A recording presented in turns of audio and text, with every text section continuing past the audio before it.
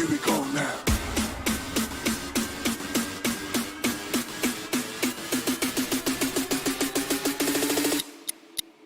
Here we go now.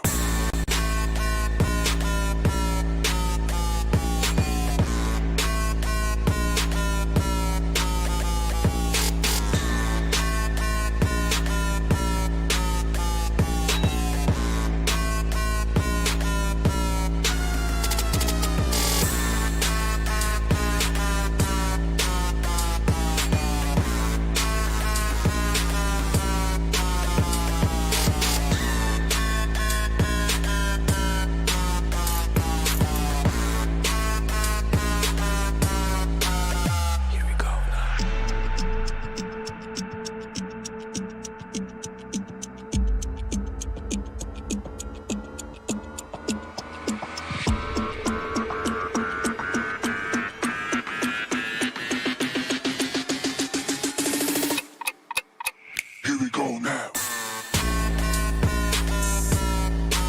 Here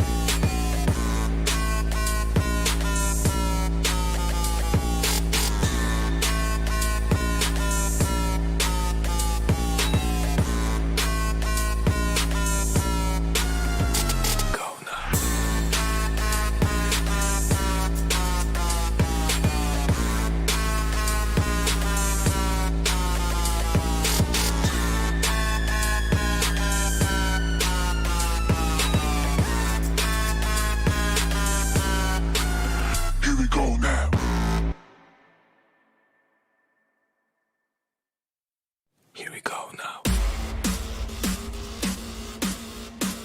Here we go now. Here we go now. Here we go now. Here we go now. Here we go now. Here we go now. Here we go now. Here we go now.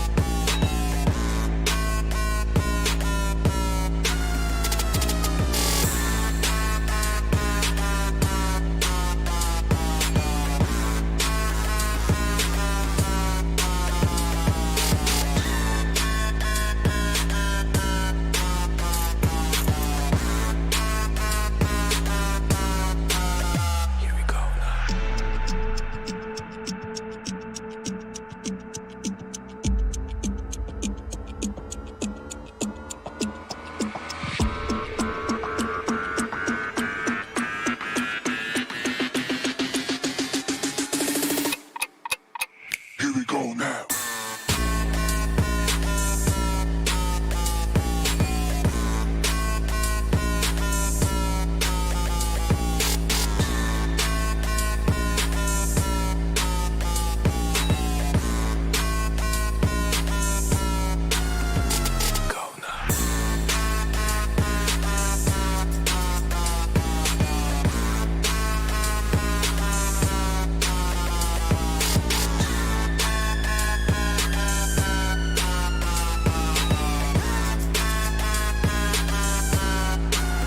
Here we go now.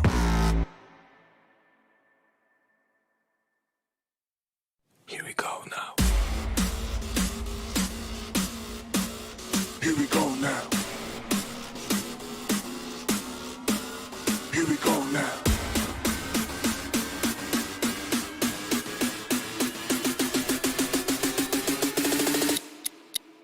Here we go now.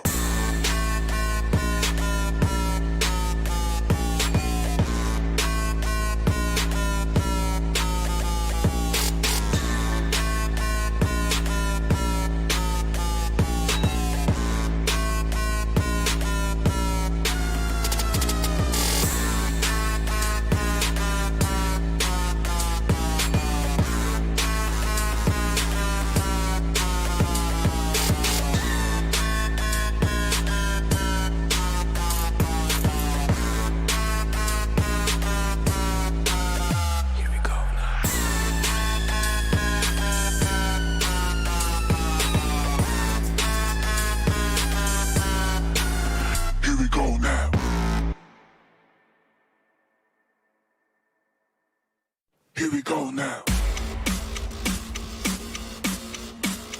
Here we go now.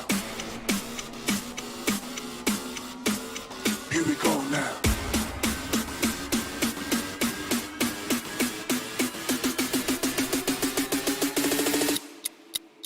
Here we go now.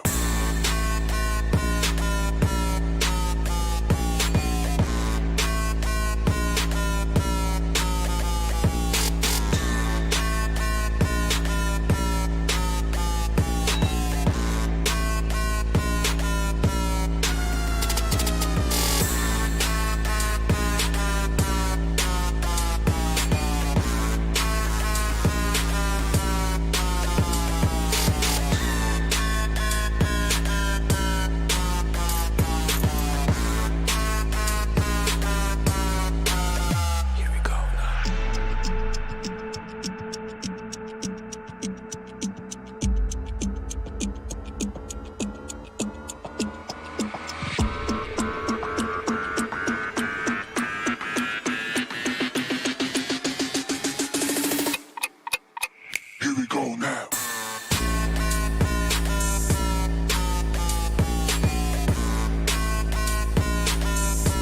Here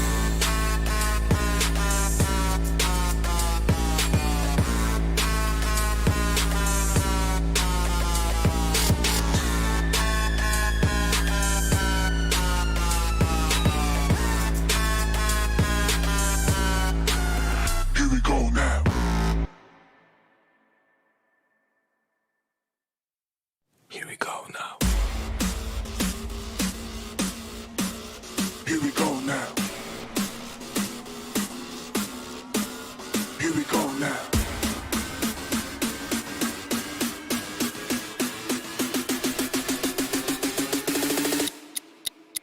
Here we go now.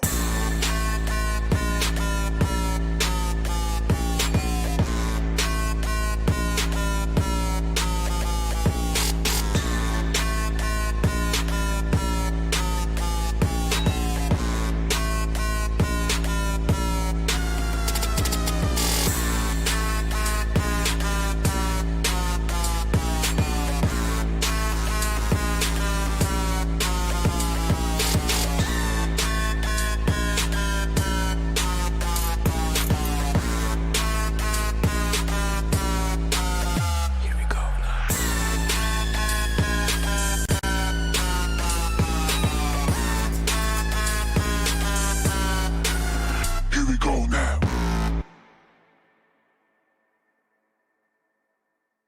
Here we go now.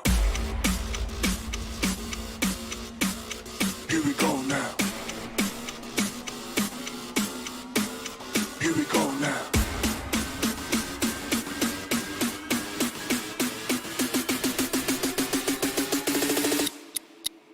Here we go now. Here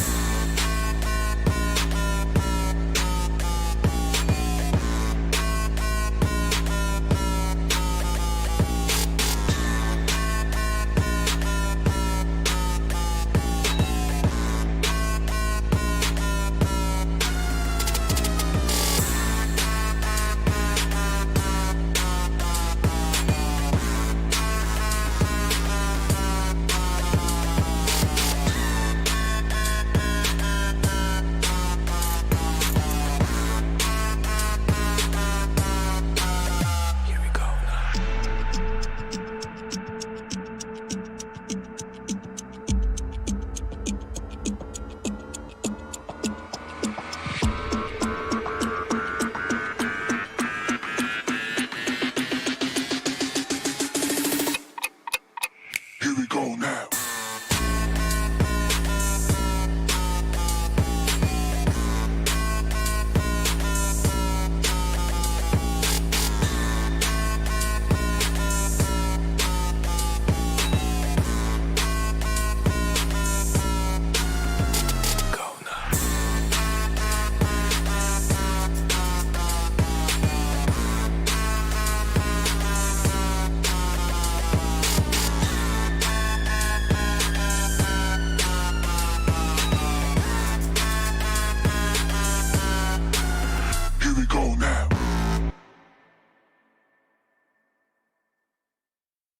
Here we go now. Here we go now. Here we go now.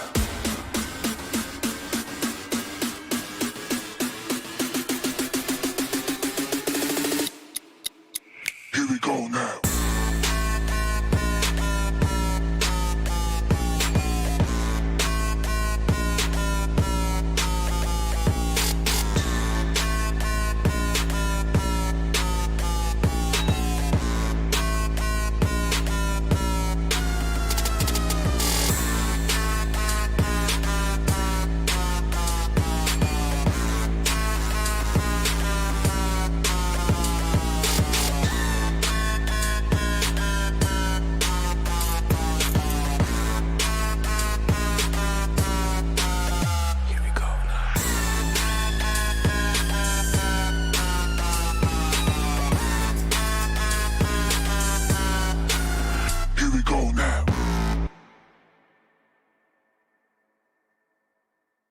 Here we go now. Here we go now.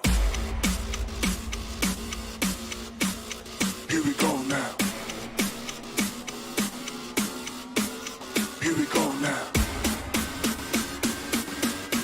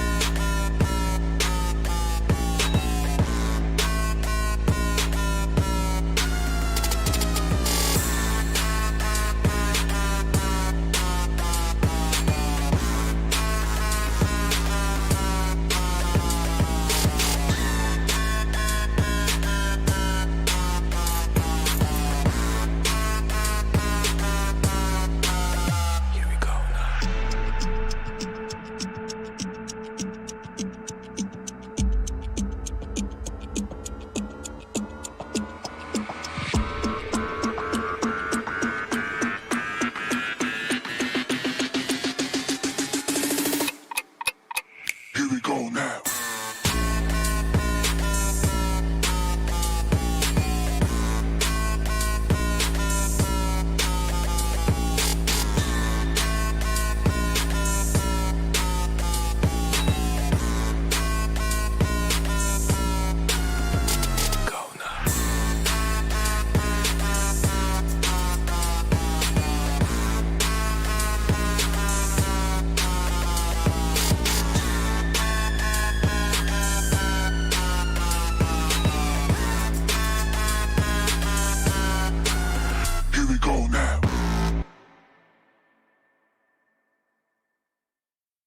Here we go now. Here we go now. Here we go now.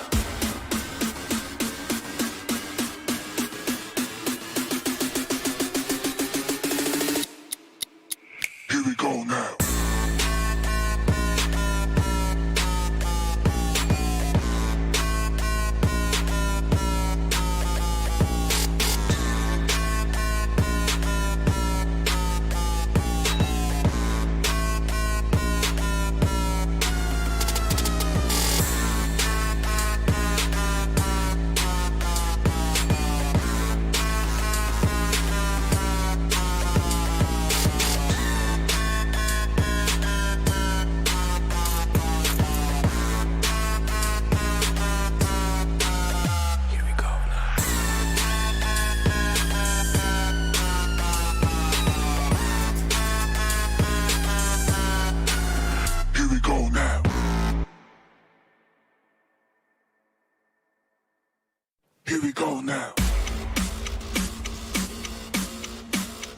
Here we go now.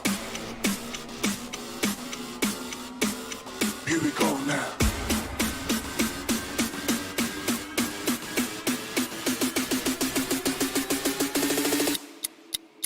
Here we go now.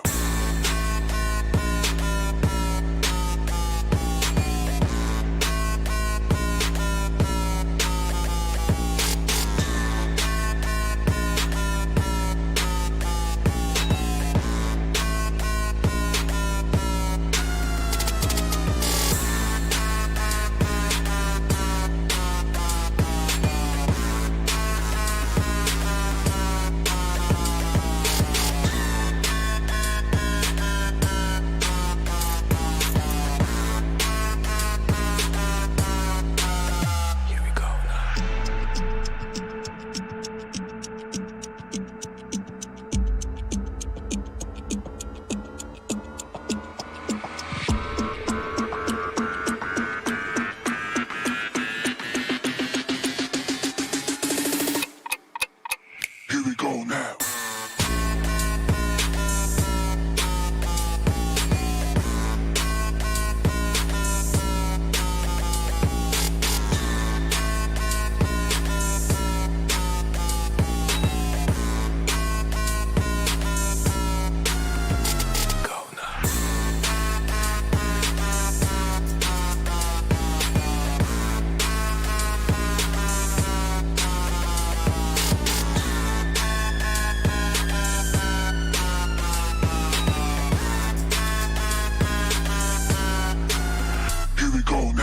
Here we go now. Here we go now. Here we go now. Here we go now. Here we go now.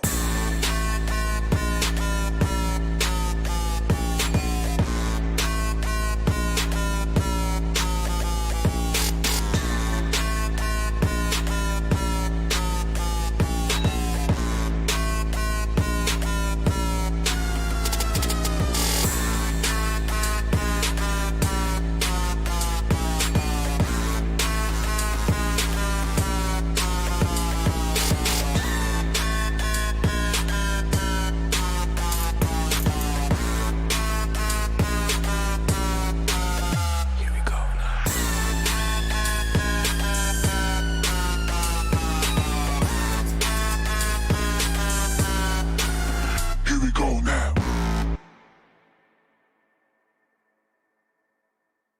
Here we go now. Here we go now. Here we go now.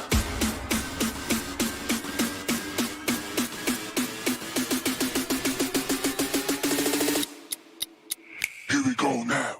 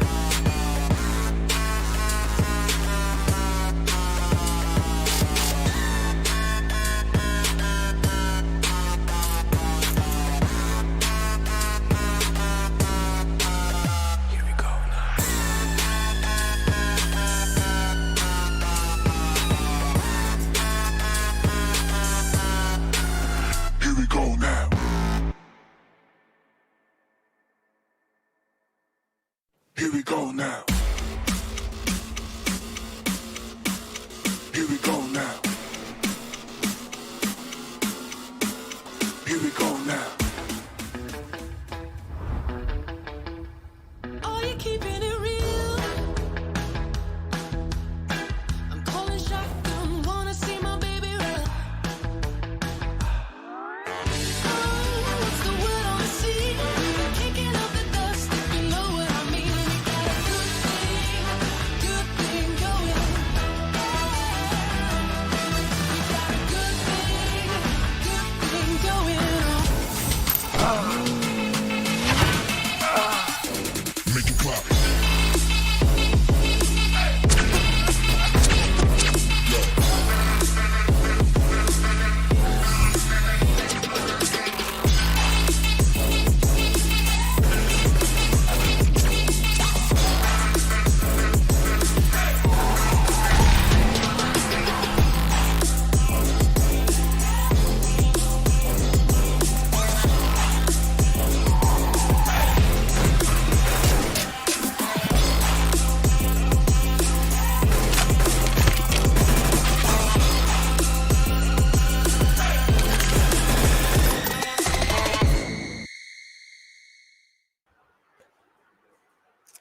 Hello and welcome, ladies and gentlemen, to PUBG Mobile Club Open Fall Split 2021 Nepal Region, sponsored by Oppo F90 Pro. Woke up your fun, and a huge shout out to our official media partner, Nemo TV. My name is Phoenix Vimans, and alongside me, it's I Super Johnny, and today it's day 3 of semi-finals, and we have seen teams who play so good, and every single team from each group, they have completed their 1/3 of the journey.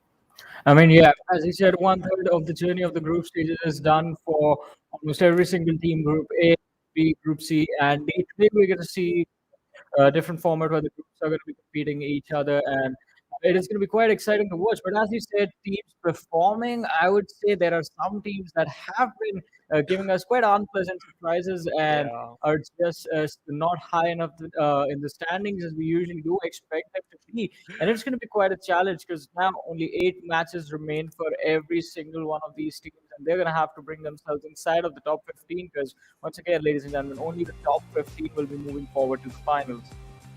Let's talk about the tournament explanation. As Johnny was talking about how many teams will move forward for the finals. 16 teams and one team is invited. That Skylight Gaming top 15 teams from group stages. We have 32 because of this massive prize pool, 29,200. Exactly. I mean, the prize pool is quite massive, $29,200. And even for the teams that fail to make it to the finals, there is something. $300 Yeah. for all the teams that get eliminated in these semi-finals. So it's going to be quite exciting to watch. But I have to say, I mean, every single one of these squads, every single one of these players, they have that competitive spirit in them. So they're not going to settle for that $300 prize fund. They want to make sure that they walk away $3,600 for being on the first position, and along with that, an opportunity, ladies and gentlemen, to be part of PMPL Season 4. You know, that's the main highlight. Basically, if you can end up at the first position, you get a ticket for the PMPL Season 4. Let's talk about the point structure. It's pretty standard. We were following from this last year, and if we're going to finish at the first position, we'll get 15. Then the points and the points drop down. But the X factor is for one kill, for each kill you'll get 1 kill point. So that is the most important thing. And if you talk about which teams are going to play today, we have the squad roster of Group A. We have JyanMaara, the GANGSTERS, Team Hype, ready. Exactly. I mean, it is going to be quite interesting, but not just that. From Group A, we also have YM Esports, who's sort of failed to perform all this time, but maybe today's going to be the opportunity. SOLTI squad is going to be Phoenix and Leaders ES. So Leader Esports have actually put up a decent performance for themselves in day 1. But today they're going to be going up against Group B. And as we talk about Group B, ladies and gentlemen, once again, look at the first 3 names themselves. Xtreme Esports, Raw, and Elementrix. Yup, and we have underrated rookies as well. Kalyug, the team. So this particular team has a lot of surprises, and they have been so consistent. And we have the Dust Rangers, Hellraisers as well. This particular team, they were struggling in the few matches, in the first 3 matches, and at the 4th match, the final match, they somehow stepped up and collected some amount of points. Let's talk about the schedule for today. First match is going to be Erangel, then Miramar, then Sanhok, and this final match for the day, it is going to be another Erangel. Yeah, another Erangel, two Erangels, one Miramar and one Sanhok. It's going to be super exciting to watch groups A and D, ladies and gentlemen. And once again, I want to ask our viewers, to which team are you guys rooting for? Do you think Elementrix is going to manage to bring themselves on the first position, just take on JyanMaara? Because JyanMaara, H2O, and AsOne Unity, they're not going to be playing today. We have Elementrix and Xtreme Esports going at it. Leaders sitting on the sixth position will be performing in today's matches. The GANGSTERS as well. And as I was saying, a team that I want to see inside the top three, and not even the top three. I want them to be just neck and neck with JyanMaara, like they were in the previous tournament. These two teams played together in Raw Raw Esports, Yeah. Ruthless Aggressive Warriors. They seem to be missing from the top eight. There they are on the 10th position with just mere 40 points to their name. So it's quite interesting to see what sort of a start they have today. But this is quite interesting. This is the thing that makes Nepal the most intense region to watch. Teams with the chicken dinners just so low on the standing. RGR on the 13th, and then we had Hoodie on the 15th position with a chicken dinner to their name. So it doesn't matter if you're secured a chicken, and it doesn't matter that you are safe, because we all know that teams who are being consistent, they secure a lot of points from every single match, and that's why they hold their respective position for the longest time. But if we talk about the third page of the overall ranking, we have SOLTI Sport Kalyuk stepping up. They are at the 18th position, so kind of good. But as I was talking about Hellraisers in the final match, they stepped up. Look at that, 10 kill points, 1 placement point. So they are highly dependent on those kill points. But you know what? Placement points, they are very, very, very important. Yeah, placement points are going to be super important. You have to be consistent with those high place finishes in every single game. I mean, we expect the teams to be at least inside the top four if they want to be consistent enough.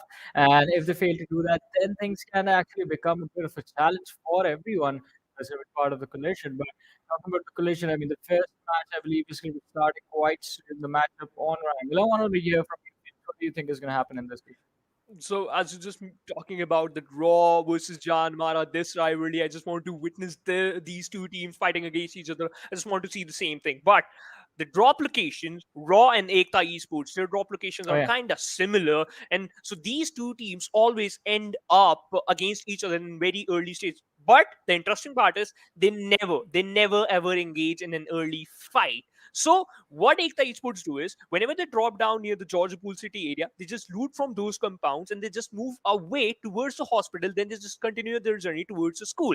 Then at that moment, what raw officials do is they just loot the containers area, then they just head on towards the school apartment area as well, or wherever the circle is. So these type of rotations are always amazing. But another team which plays an important role, that is Kalyuk, because their rotations somehow collides with the teams like JyanMaara as well as Raw, Ekta Esports, in fact, YM, Salty, and Red. I mean, it's going to be quite interesting to see if those collisions are actually going to put a major impact in this matchup. Because, ladies and gentlemen, the first wrangle is live, and the trajectory of the plane starting from, well, the northeastern side of Yasna Polyana, somewhere between Stalwart and Commission, going all the way towards the southwestern edge of Sosnovka military base. So, trajectory leaning quite heavily towards the eastern part of the map. Teams that do like to land towards the Georgia Pole area this time will be facing a lot of trouble. And as you did mention, two teams that actually do like to go through those positions, Ekta and Raw. We do see Raw official going to this the secondary drop that is going to be the Stalva Kamishki Hills, and from there they're going to be moving to wherever the circle is going to take them. Ekta is well heading to the secondary drop location, the city of Milta. Yeah, man, we usually witness the JyanMaara, they just drop down near the military area. Now, they are heading towards the Lipovka. So, this is going to play an important role as well, and how they are going to move from this particular area. And it might possible that they will contest the same location where Raw will focus in the future. Now, if we talk about one team, Ekta Esports, Milta, it is going to be the best location because you will find some interesting loot. But look at the circle. It's formed towards the southwestern side of the map. Wow. Well. I mean, quite opposite to where the trajectory of the plane was. Yeah. As this is going to make the game look quite interesting right from the early stage, since we do see majority of the teams towards the eastern side. We do have the players from the side of Town already in a quite decent position, but let's see. Leaders, yes, spotting out the players from YM Esports. Zorax, I believe, did dish out some damage to his opponent, but the lad was still able to get away since he had a vehicle for himself. So he's going to run towards his team, try and see if they have a good spot with two them for themselves, and maybe they can just help him get his hands on some loot.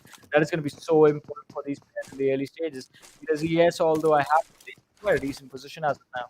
Yeah, but you know what? There's one thing common between these two teams, Shawnee, Leader as well as YM. They always opt for that 2+2 split. But YM, there's a slight change because 2+1+1 split. They opted for those type of splits, and that's why they always end up in some fights. And right now we can see the two players, they both are together, both are very close to each other. The other two players, they are pretty far away from the pack. So that's why YM Esports sometimes they lose those individuals in a very very early stage of the match. But right now they are quite happy with their drop location. We saw that Zorex, as was mentioned earlier, he fired some bullets but unable to connect a lot. Just out little bit amount of damage, almost 10% HP, and that's it. Now the important part is man, he's again surviving on 80% HP. But where are teams like Raw? Like we know that they just drop down near the Kameshki area, but the circle, it's almost 1200 meters far away from them. So they have to focus on those early rotations. So Johnny, if they just move from the northern side of the map, then their journey, again, it is going to be a little bit difficult for them because we saw some teams drop down near the Severny area. Well, yeah, we did see quite a lot of teams drop down quite close to Severny. I believe there were two squads present in that location. But YM Esports, for the first time, I see them having a good start as they managed to get themselves the first blood in this game, and that too against a pretty decent team. I mean, Leader Esports, they have put up a decent performance in the last few matches that they played, but let's see. This could be the downfall finally. YM Esports, I guess they are starting to get a hang of the situations that they're thrown in. Frozen Phoenix as well. What is going on? They had vehicles passing them by right in front of them, and they just refused to take those shots. I believe the looting phase for this team is still not complete. Yeah, we can see that Yapit, he has two guns. One of them is a shotgun. In fact, both of them are shotguns. So yeah, he's just moving away, just running out in an open area, and we can see the players from the side of Frozen Phoenix. They are pretty far away from the safe zone. One player King is in fact 900 meters far away from the safe zone, and the first zone will start closing in. Yapit on the other side, only 500 meters far away from the safe zone. So yeah, first of all, his first priority at least find a vehicle, then collect some decent loot. Now, this team, Hype. This team is so phenomenal throughout every single match. If we're talking about consistent, so we always have this team in front of you. And if you're going to talk about how they engage in a fight, first of all, they collect the best loot they can fight. Then they find an opening, and then they rush on towards that one compound. If a fight going inside a compound, they throw a lot of utilities, instantly just creating a manual, basically a man-made red zone on top of the team. Then they eliminate them instantly. Well, let's see. I mean, they did talk about elimination.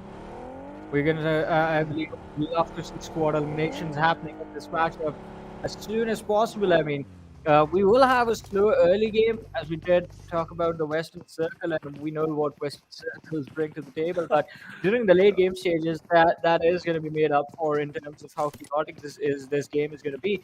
And YM Esports still, I mean, all right, 5 minutes in, they did have one early fight, but the players are still looking for those level 2 helmet. Is still not there on Hell. He has the level 3 armor though. He has spotted out the players from the side of Hellraisers and is looking to take a few shots.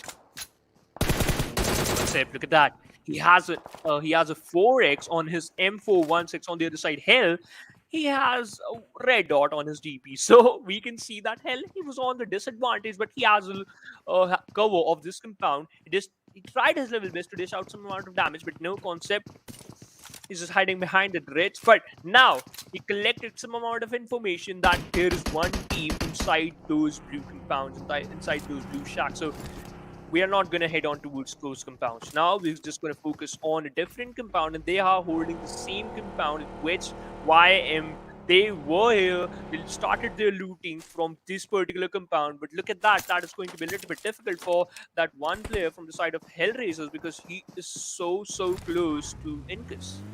Well, but Enkes here's the vehicle and he's going to decide that he needs to back off. He's going to start falling back towards his teammates, just getting some distance between himself and the players from the side of Hellraisers. Because Hellraiser, they don't roll alone. They have the whole squad present, but it's going to be quite interesting to see if Krypton, they're going to decide to actually re-engage in the situation, or are they just going to be playing for cover, moving into a compound and just holding on to that position.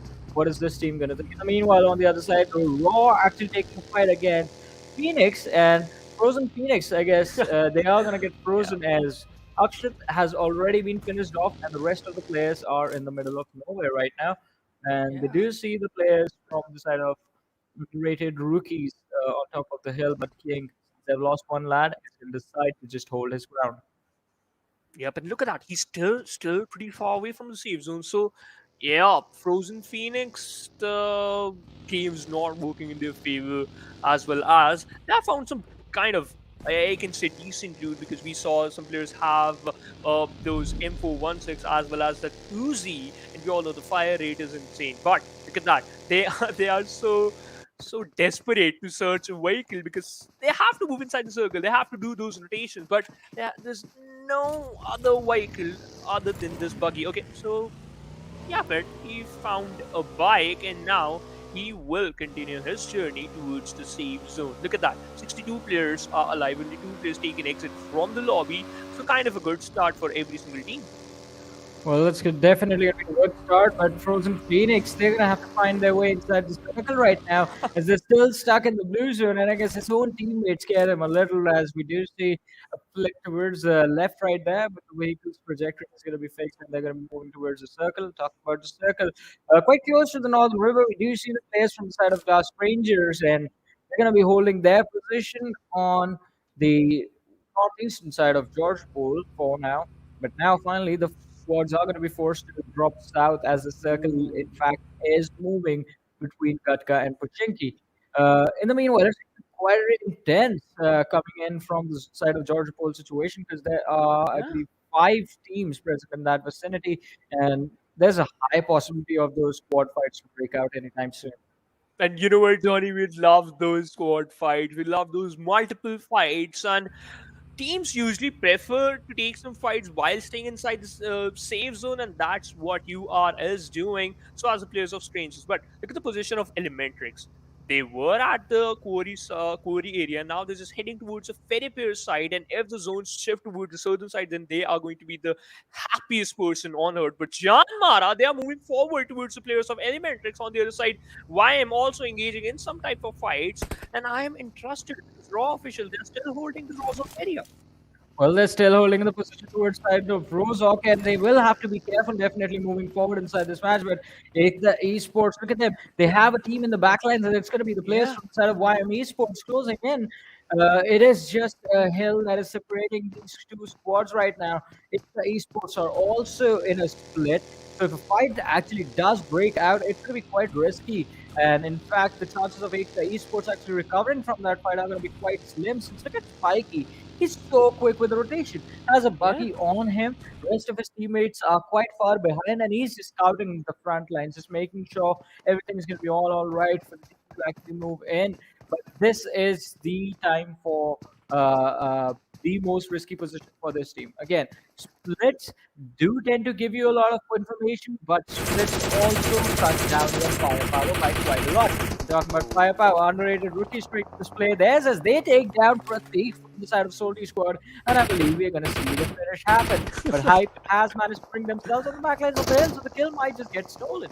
Yeah, we are going to witness the finish, but things are from a different squad now. Thing spotted down the players of Hyde, dished out some amount of damage, connected some bullets, but right now, the location as well as the compound they're holding, it's risky, because on the back lines there's mountain, and if you're just staying on the first floor of this building, any grenade, if one grenade can take down at least one enemy.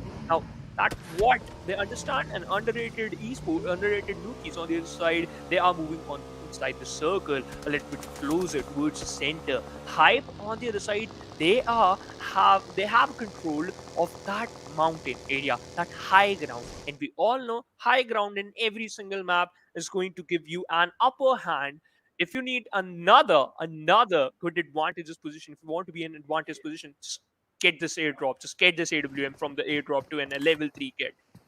Yeah, but let's see. I mean, the pickup of the arm right there, it's going to be quite risky. Over on the other side, the Dust Rangers, I guess, a fight has been initiated between Dust Rangers and Frozen Phoenix. Shots being fired towards Hafed, but he's going to fall back. Stranger Evil needs to be careful. He was the only one engaging into the action while all his teammates are focused in the other direction. But with the blue zone closing in, we're going to witness the next circle in front of us soon, ladies and gentlemen. That's going to be quite interesting to see where this one is going to take the game. And as expected, we're going Yeah. towards the query side. Gurkha and query, that's where the split of the circle is. I would expect the next one to be south as well. Going towards the southwest, and look at that, Elementrix. They are quite happy again, as I just mentioned earlier, but they were towards the ferry pair side. Now they're just backing off and moving towards the quarry. Now, JyanMaara on the other side, they are playing on the edge, and this is going to be difficult for teams like Ekta Esports because they are also moving inside the circle from the same area. Now, look at that, Frozen Phoenix. They are present on the Everest. Oh my goodness. Late rotations is their game plan. Well. I mean, late rotation, as you said, it is going to be their game plan, but it's going to be quite risky to make it work since look at the number of teams that are going to be present close to the edge of the circle. And fights this time breaking out. I believe we have seen a few more exits inside the match, down to 16 teams, but 59 players this time. Jayush, Chante going for a spray on towards Jayush, but he does manage to get away. Ekta Esports again playing with a split upon them, and this time this is going to be out of the open, so the team might just get surrounded, and there's going to be a lot of pressure that will get applied upon them, so they need to be extremely careful. But that being said, since the players did go for a split initially, that's why they're going to be struggling just a little bit to regroup. It's going to be quite interesting to see how this team actually plans to make this work. Spiky, in the meanwhile, look at him trying to get as close to his teammates as possible, but does take shots from the backlines from the players of Krypton. And even though his buggy did, in fact, take quite a hit, he still managed to get himself to safety. But Miracle is going to be taken down in the process. JyanMaara putting themselves on the kill feed as they take down Rig from the side of Raw.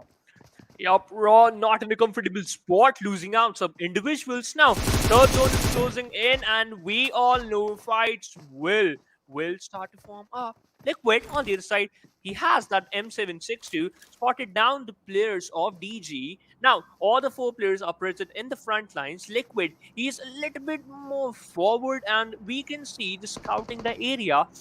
The important part is leader Luffy. He's the final player, and he's the only player I think so surviving from the side of Leader Esports, and he is still there playing on the edge of the safe zone. Red on the other side, I spotted them out. Brokey, he was the one, and they are engaging in the fights of with the players of DG. So DG, they got sandwiched between 2 players from 2 different angles.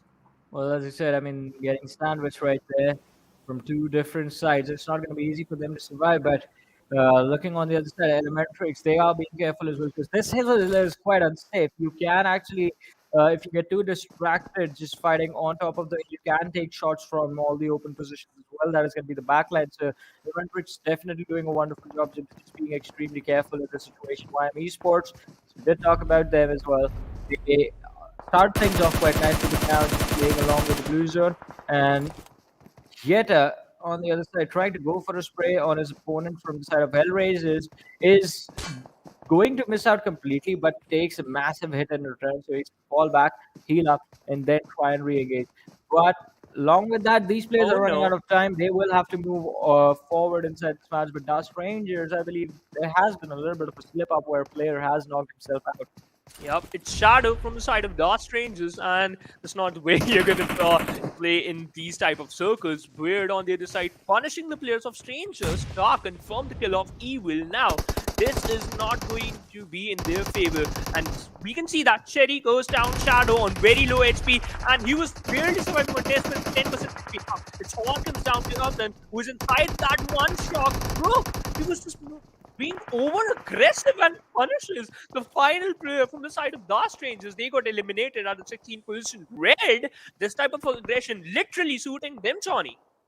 Well, this type of aggression is working out in their favor, but Crypto on the other side doing a wonderful job with the utility. Now, finally, Crypto they are going to be shut down. Their Shoaib is going to be taken out, but the trades are coming in quite nicely. They're focusing on two different fights at the same time, and it is going to be quite interesting to see how they actually manage to make it work. A lot of utility being tossed by BB8, and he has knocked out a lot of players from the side of Hellraisers, but as he was trying to fall back, he's going to be taken down from the distance by the players of Elementrix. They need to toss a few more nades, and that is the end of Hellraisers. They had 3 players knocked out, just 1 player left, and that lad has fallen towards his comrades and helped them get back on their feet. Yeah, only Jayushi has this 100% HP on him, and other 3 players barely surviving on 10 and 5% HP. Now, the important part is Concept. He's not backing off from any fight, and he is taking down some players. They are like pretty far away from them, but still, we can see Krypton not stopping. Keep on lobbing a lot of utilities on top of the players of Hellraisers. Look at that, Pollard received a lot of damage, but he's still surviving. Concept again, just being more, aggressive on the front line. Just fall back so that he can be inside the cover, but that inside a focus. Oh my goodness, 2 players got knocked out. Well, 2 players getting taken out. Quite an incredible grenade right there. Hellraisers, they are super low. 1 more being tossed, and that is the end. The kills being secured by Krypton right there. Hellraisers with no opportunity to fight back, getting wiped out in an instant on the 15th position. But they aren't the only ones, Sivansh. There's another team that took an exit, and that is Underrated Rookies taking an exit on the 14th with just 1 finish to their name. Quite an unfortunate situation as they were finished off by the players of Pipe, and it was as we expected. I mean, this late game collision, it is definitely result in a lot of scores getting taken out just like that. And you know what?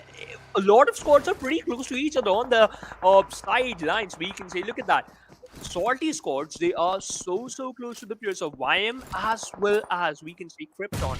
Now, Jordan Salty, what he's doing to just lobbing some smoke so that he can make an extra cover as well as to deny the vision of the players who just present on backlines, on sidelines, in fact. And now it's kind of a centralized shift from the side of the circle. JyanMaara inside the circle, and they are pretty happy with that. Look at the position of the players of Raw. They are playing on the northern side of the play zone, and they are still surviving. Just only 2 players surviving from the side of Raw, but still, if this type of game plan is working out in your favor, just keep on focusing on that.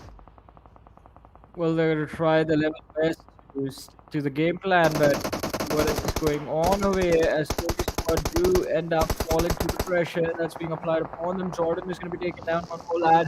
He's trying to run back inside some of the Kaliud. They're just absolutely brutal in this team fight, just running forward, not giving an opportunity for the rest of the Salty squad, a team to even breathe. And it is working out quite nicely in their favor up until now, though. The clock has hit 0. Not sure if the person is going to move forward. Kalyan, they need to find a way inside the circle. It's not going to be easy. YM, they have the high ground available, and they might be able to take a few knocks for themselves. Look at that. First one coming forward side of YMS Clone is going to be shut down. Clone's going to get shut down, and Galyog, only 2 players surviving, and look at that, the kill has been confirmed. Salty squad, they got eliminated at the 12th position, but Manny, with that incredible spray, confirmed another kill for his team. Now switch to that AWM, so yeah, he's ready for some mid-range, or we can say long-range fights, and he has that advantage, he has that height advantage in his favor. Frozen Phoenix stepping up against the players of Hype, and Rio goes down. This is going to be incredible for Frozen Phoenix, but look at that retaliation from the side of Hype is insane. Well, it is definitely insane, and let's see. I mean, how far can they take this? Hype is still doing a pretty wonderful job. 3 lost is still surviving in this game, but so is YM Esports. If they can recover, if they can make sure that this game they walk away with a lot of kills and a decent number of points, YM Esports, they might just be able to bring themselves back into a position from where they see themselves move into the finals. But as the teams are getting eliminated, ladies and gentlemen, one after the other way down to 10 teams, 27 players alive. JyanMaara still completely focused on the players of Raw. Gunner is nice, they're going to look to move forward. Oh, Susan almost connecting a few shots on Shawl, but Shawl successfully managed to fall back. It'll be quite interesting to see what JyanMaara are thinking of doing next, since Shawl is going to be quite low. We can see Gunner moving in from the flank. Utility has been tossed out quite close to the players of Raw Official, but Shawl, he has a little bit of breathing available right now, so he's going to heal up and then try and re-engage in a Oh, fight wow. in which they are already outnumbered. Look at that shot. He was just throwing his span out in an open area, like just checking if the trajectory is perfect or not. But on the other side, Krypton Esports taking exit at the 10th. But that grenade from the side of Gunner, his flank angle literally worked out in his favor. Shot goes down with one player surviving from the side of Raw, and he will go down as well. Snipe Whitey with his M249 end up the story for Raw Official. Now, look at the position of the players of Red. Two players inside one compound, one player just hiding behind the fence area. They have that buggy, and it seems like they have to move inside the circle as well. But what there's one team which is the Gangsters, they are against them. So this is going to be a little bit tricky for both the teams how they're going to manage to move inside the circle. Well, I mean, as you said, that is I believe. Oh! Wow. Quite unfortunate, Sarga. That was a perfect spray right there. And getting taken out. Stark is going to be there on the other side, but Hype closing in as well. Quite unfortunate for what is going on with Red Esports right now. Stark, I believe, is the last player surviving for the team, and not anymore. There's the finish. Hi, Prue. This man is crazy. 4 kills secured by this one lad. Red Esports, he got eliminated at the end. JyanMaara, what was that? 3 players from YM Esports, they got knocked out. Look at the distance, quite a lot. More than 400 meters has to drop. But he can score that kill, and that's how you're going to play in Erangel Bani. Final player surviving inside of YM. They are in the top 6, but they have to make their journey till the top 5. Saga stepping up, knocking down the players from Hype, but GANGSTERS, he was just fighting a lot of bullets. That's why he compromised his position. Ryu just jump peeking so that he can find and he can spot out some players who are present on the ridge. Well, let's see. Hype doing a wonderful job. In fact, I think this game are doing quite a wonderful job as they do have a lot of kills. And Elementrix Inception is shutting down 8 plays in this game, getting taken, eliminating them on the 5th position. YM Esports can exit on the 6th as well. We're down to the top 4, 12 players still surviving. JyanMaara with the highest probability inside of this match to walk away with a chicken dinner right now. But Hype, quite a no. Dust Rangers Sarga with a wonderful punish, protecting his team from, well, quite an unpleasant guys right there. But Hype, even though they have lost one of their key players, they still have the opportunity to actually do a wonderful job. JyanMaara as well with 9 kills to eliminate the last surviving player from the side of Elementary. That is going to be Sus. A lot of utility being actually does just for finishing off that one individual. And I believe this might just come to haunt them in the end of the game if it is going to be them against people like Dust Rangers who still have all 4 players alive. Look at that. Sus just, using a lot of smokes, and he's just making sure that every single angle is being covered by that smoke. Hoody still second in Thompson firing a lot of shots on top of Zord, and he confirmed that kill by bursting down that buggy. Hype got eliminated at the 4, but look at the kills. They secured 9 kills, and that's the performance we expected from the side of this particular team. Hype. Now, Sus, as I just mentioned, he's a final player surviving from the side of Elementrix. It is going to be a 4v4v1 situation, and Sus, he is very, very close to the circle. Just 7 meters. But GANGSTERS, his position is way, way, way more important for every single player from the side of the GANGSTERS. Well, let's see. Will the GANGSTERS be GANGSTERS in this game as well? And will they be bringing themselves the chicken dinner, or in fact taking it away just like GANGSTERS do take away territory from JyanMaara? As JyanMaara, they're down 1 player. Elementrix did a wonderful job before he took it exit in this game, but there is sort of an even trade situation where both the teams are down 1 player. Gunner is going to be revived. The player from the side of the GANGSTERS is going to be back on his feet again.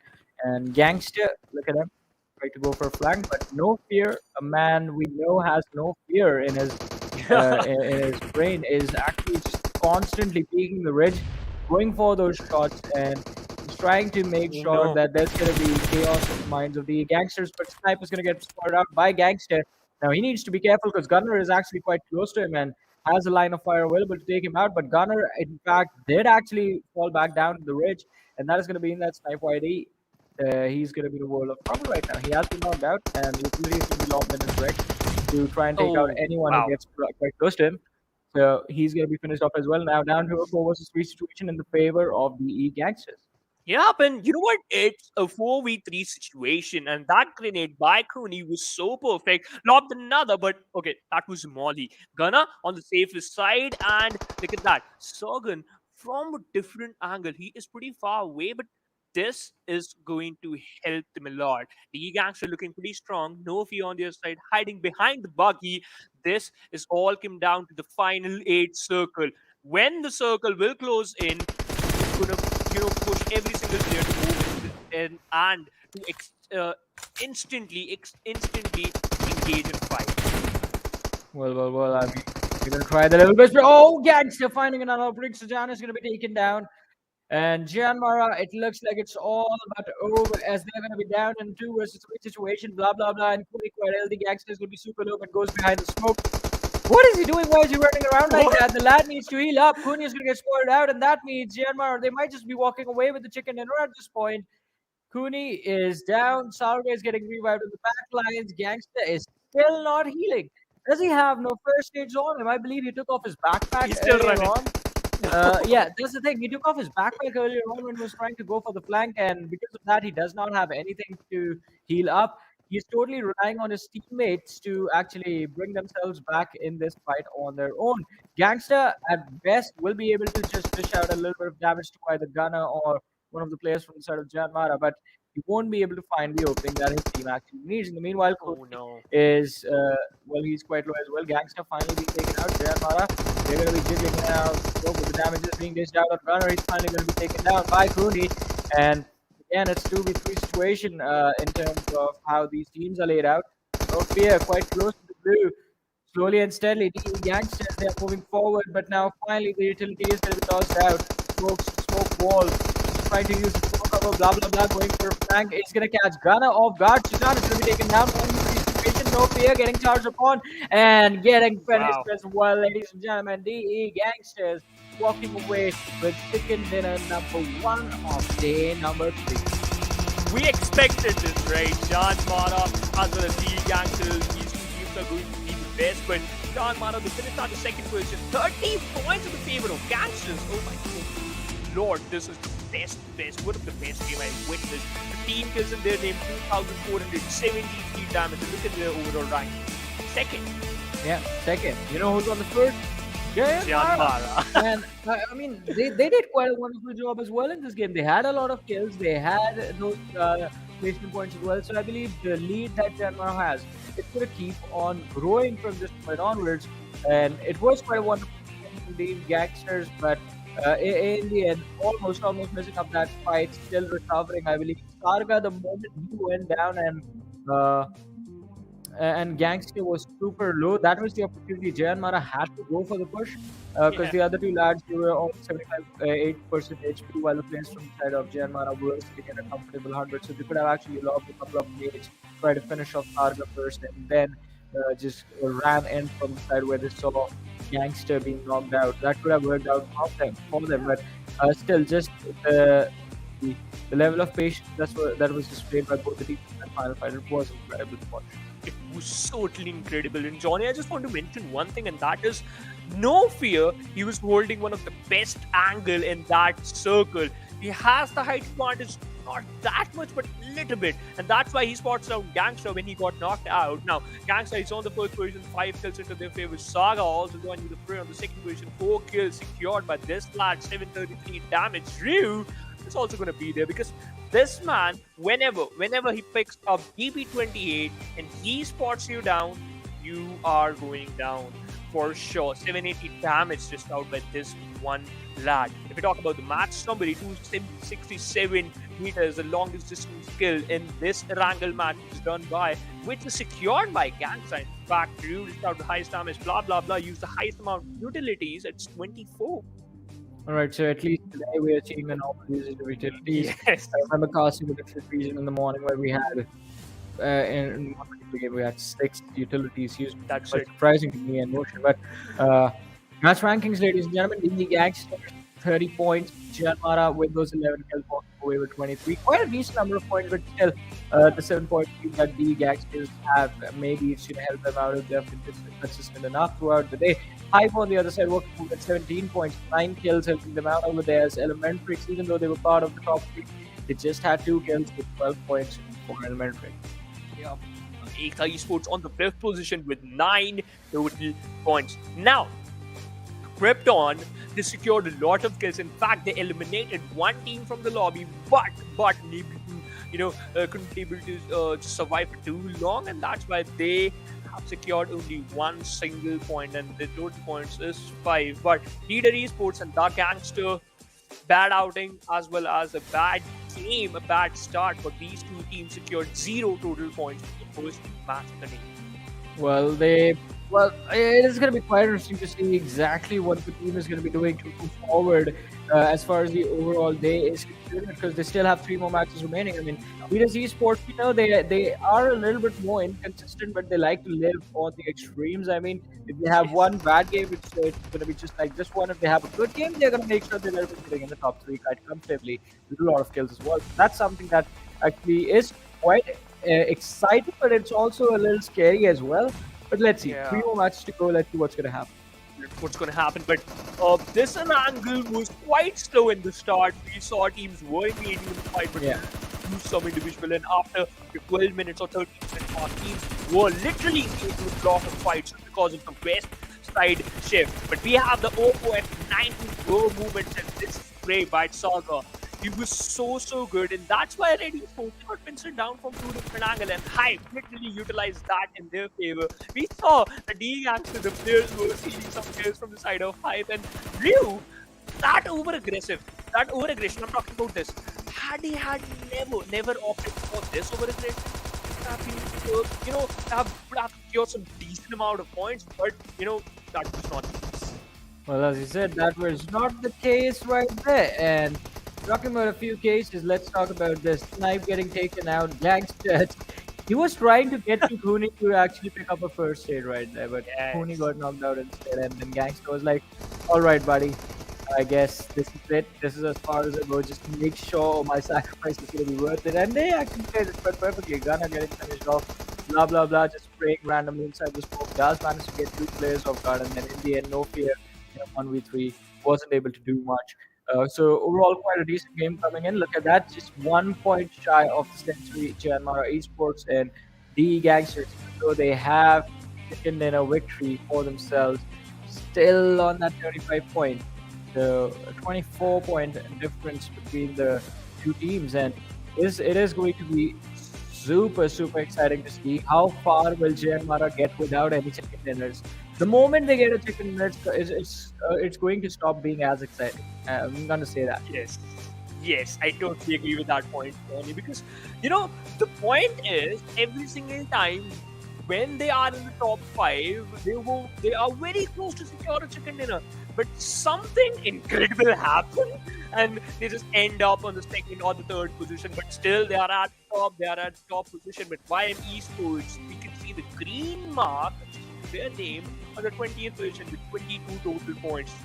My Nation Esports. Basically, I'm excited where Frozen Phoenix are. I'm curious, basically, where this team is. They are going to be on the 4th page of the leaderboard, 4th page of the overall ranking, and not long, then yep, they are at the 13th position with only 3 points. Well, let's see. I mean, 30th position with just 3 points in 5 matches. Quite unfortunate, I have to say. I mean, that is going to be heartbreaking for the team. But again, Phoenix, still matches to go, still more matches to go. Maybe they can finish in the top 3 in the next one and bring themselves at least to the 30-point marker, and then slowly and steadily keep moving forward and finish off in a decent enough position. Yep, you know what? As I just mentioned, that still matches are left, but the numbers are quite less. Only 7 Yeah. matches left for this team, Frozen Phoenix. Only 7 matches. This is the least number right now. But we have done our we just witnessed our first match, and we'll go on a short break. Coming right up, it is going to be the second map of the day, and it is going to be Miramar. Are you keeping it real? I'm calling shotgun, wanna see my baby run. Oh, what's the word on the sea?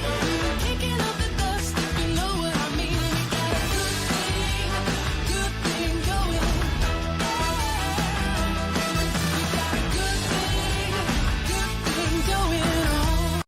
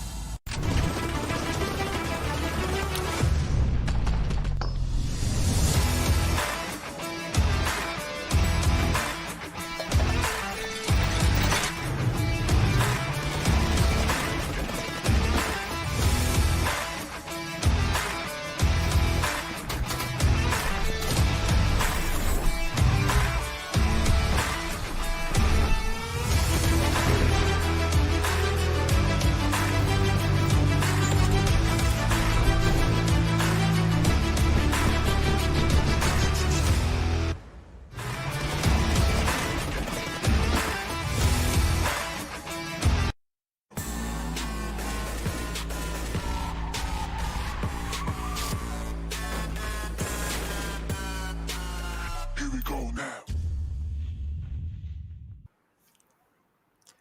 Welcome back, ladies and gentlemen, to PUBG Mobile Club Open for Split 2021 Nepal Region, sponsored by Oppo F19. Where we are back with the second game of the day. We witnessed the first game in that gangster. They were phenomenal. Secured 30 points from a single game. JyanMaara not that far behind from them, and they are at the first position in the overall ranking with 99 points in their favor, just 1 point far behind from hitting that three-digit mark. And now, alongside me, it's Isaac Kachani. So, what are your expectations from the Miramar map? I mean, it's going to be quite interesting to watch what JyanMaara is going to do in this map. But we have seen Elementary sort of also have decent performances in the past.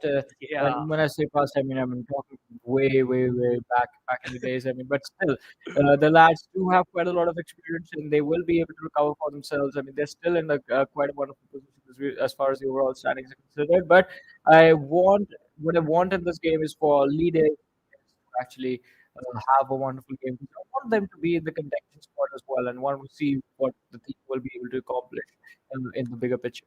you know what, same here, because this particular team has that caliber, but sometimes they're lacking in those synergistic play, right? But on the other side, if we talk about both teams, Krypton and Kaliyuk, both the teams are pretty close to each other in the overall rankings. Now, we have the playing path in front of us. It starts from the western side of the map and just heading towards the southeastern side of Porto Paraíso. So now, if the circle forms towards the northern side of the map, then those early rotations are going to be very, very important.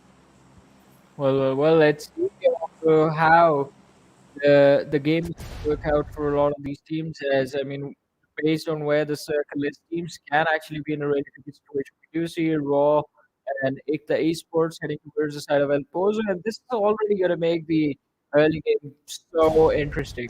Although, I mean, these two teams in particular, are used to being close to each other every single time in the early game, so I don't think they're going to be surprised by this.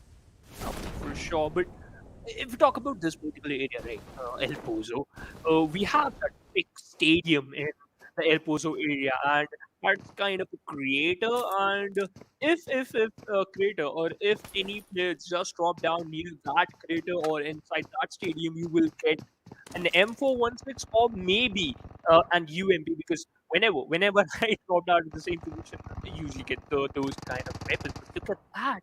Salty Esports, their drop location are classed with the players of JyanMaara, and they literally punished them so hard. Look at that. Nemesis barely surviving on 10% HP. He has nothing. He literally has nothing, and he's just sitting on top of the. Okay, just had him behind the box, and he got finished. JyanMaara will enjoy 2 kills in a very early stage. Gunner, in fact, he got the first blood. Yep, getting the first blood right there and also cutting down the numbers of the competition. Now, I believe if JyanMaara they want to engage against the players of Salty Squad, they're going to have a pretty fun time as the players of Salty Yeah. Squad they're just reduced down to 2 players and JyanMaara, they're still looking to see if they can take on the rest of the lads as well. But look at this. This is so interesting. There's three teams over here. There's Red Esports. There are the players from Stranger, and there's another team in the backline just behind these two squads. And this is the area of Picardo. We all know there are 2 main buildings in Picardo. One is another, like a stadium, and the one blue big building. Now, why these 2 buildings are important? First of all, 2 pink buildings are also there. They have the highest, they are the highest building present in the Picardo area, as well as you can utilize that height advantage in your favor, and you can spot any player if any player just running out in an open area. Now, another fact is you will get way more better loot from any single compartment, any single compound, if you're going to compare it with the big building. Now, Cherry, he has an arm spotted down, bro, who is inside those broken buildings right now. He's present towards that one area, and he is collecting a lot of utilities, as well as he has, I think, so an M41 with Sane on the other side. Look at that combination, one of the deadliest combination in Miramar. M24 with the 4X. Well. I mean, it's going to be quite interesting to see how Sane will be able to use the magnification on that bolt action to his advantage. But for now, they're going to have to be extremely careful. Pushing over through the Tommy gun, and as we do see the players from kind of Kalyog in the backline. Oh, wow. Oh wow, Sane! Quite a nasty headshot right there. Soul definitely feeling the impact of it. You know what? At that position, Sane was like, "You gonna peek from that angle? No, you're not going to. I'm gonna knock you down." Now, his helmet got totally damaged, because I thought at that position that one lad, he was wearing a level 1 helmet. Now it got damaged. You have no helmet. You have to play without a helmet for a little bit more long. First circle is also closing in. Sane, oh, he has a Thompson, but look at that concept. He literally got knocked out by his own grenade. Wow. Quite unfortunate, but things like that can actually happen. Let's see. I mean, Hellraisers, at least this time, they will be getting their revenge from the players of YM, and YM, there's absolutely no opportunity for the lads to actually trade out their opponent. Manny, we do see him in the distance, but there's only so much you can do in the early stages of Miramar. This map is so intense in the early game stages. I mean, you are constantly paranoid that someone is definitely going to take you out from the ridge, from the windows, somewhere lurking along the lines. But then again, the longer you run around with that paranoia, the more comfortable you feel. All right, there's no one, everyone is in the distance, and all of a sudden you get taken out. So it's like a jump scare for you. Yeah. You are literally like, that's the worst thing for you, right? The important part is teams like the teams who are holding in the card area, they're inside the circle for a little bit more long. But look at the position of the players of Leader Esports. They are just present towards the southwestern side of Minas del Valle, and they are literally enjoying their rotation, following the path, singing some songs, and are quite happy with their drop location. Well, let's see. I mean, they might have a little bit of trouble, but I believe the team is still going to be in a comfortable situation. And towards the side of Lost Layer, rated Rookie is quite close to the players of Hype. They're closing in from the front line as well. But oh, Hellraisers! What just happened? Man, he's getting charged upon, but before he goes down, he has made sure that Hellraisers are not going to be complete. He took down one of their lads and finished him off. And now even Hellraisers are going to be stuck with a three-man roster. So I believe they're just running after those individuals from the side of YM Esports and picking them off one by one. Yup, and YM Esports never expected this. On the other side, we can see that on Rolin, this man has a lot of experience, has a lot of experience, and has been so consistent. And you know what? Right now he is struggling a little bit, but look at that, Big so close to Dolph Salty, and Salty, I think so. He got pinched down because Big already spots him down on the other side. God9 from a different angle spots down Pratik, and he, oh no, he don't know. He don't know that there's one person on the back lines. Well, he doesn't know that for now. Let's see if we'll be able to recover as well. But Pratik is going to get taken out on the other side. And we're talking about Krypton. Dolph has been fired out as well. SOLTI squad in a world of trouble right now. His teammate is going to get finished off. That means Dolph is going to be the last player surviving.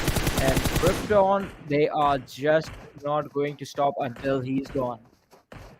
Coco moving in and switch to Molly, and I'm sure just going to lob that Molly inside that one shack. Doll still surviving, literally surrounded by fire. You know, and he got finished by God9. Krypton Esports secured 2 kills. Salty squad takes an exit at the 16 without securing a single point. Pratik doesn't know about that one player who was just behind him, and that's why he got picked off. Hellraisers on the other side, they are still fighting with the players of YM, and these 3 teams still present in the Picardo area. Well, let's see. I mean, towards the side of Picardo, the complete standstill that's there between. Well, now it's just 2 teams, and Kalyug have actually decided that it's not going to be worth it. They just left the entire situation and now just trying to move towards the center of the circle. But talking about moving towards the circle, so is the blue zone doing that. And that is going to give us the next circle, ladies and gentlemen. I would love to see a shift towards the south, I mean, towards the side of Los Leones. That's going to make this game a lot more interesting. Most of the teams are already just keeping up on the outskirts of Los Leones. But hey, this works as well. Los Leones is still in there. Los Leones is still in there, as well as teams like Elementrix and Hype. So now, Hype, they have the control of those tallest buildings present in the Los Leones, and now they're just moving a little bit more towards the center of the safe zone. Now, Hellraisers on the other side, they have a control of that mountain present towards the western side of La Vendetta, and if they're going to use it perfectly, then for sure they will collect a lot of kills. With Leader Esports again moving from the south side of the map to inside the circle, and if their rotation is from the Puerto Pariso area, then they will never ever face any team unless you are an underrated rookie. Just drop down or just drop down near the Nepal area. Well, let's see. I mean, another lad quite close. Oh, Elementrix dishing out a lot of damage on towards Khalid Shoaib. You already have found that Shoaib needs to be extremely careful. Mr. Yozu is the one playing in this game. And we have Yozu, Orange, Dust, and Liquid Inception is sitting out from this matchup. They do find an open Orange trying to kill a float. Shoaib is going to get sprayed at by Mr. Yozu, but no. Whips the spray completely as Shoaib just keeps moving forward in the opposite direction. And Kalyug, they are doing a pretty nice job disengaging from the fight. That's a nice position for the airdrop, yeah. This is the entire game in a nutshell. Yes. This is the entire game in a nutshell. I totally agree with that point. Or at least to us, I mean, because nothing ever works out for us. I would love to see him. Is it on the edge, or is it completely like centered properly, or is it just like I think so. enough on the crane that the center of balance is? Oh, look at that! Half of it is like hanging in the air. You know what? Center of gravity. Who cares? Yeah, I mean, Ocean would have been a much better person to have this discussion with, but I mean, who cares about an airdrop? Who cares about a Groza on on the map of Miramar. Who needs it? Like, look at that. Players are getting finishes with just the weapons that they have. It's okay. It's okay. And you know what? We saw that players were using those Uzis as well as Thompson, but Ryu, again, he was doing the same thing from yesterday, taking down players with his vehicle and knocked out another. Wow. Well.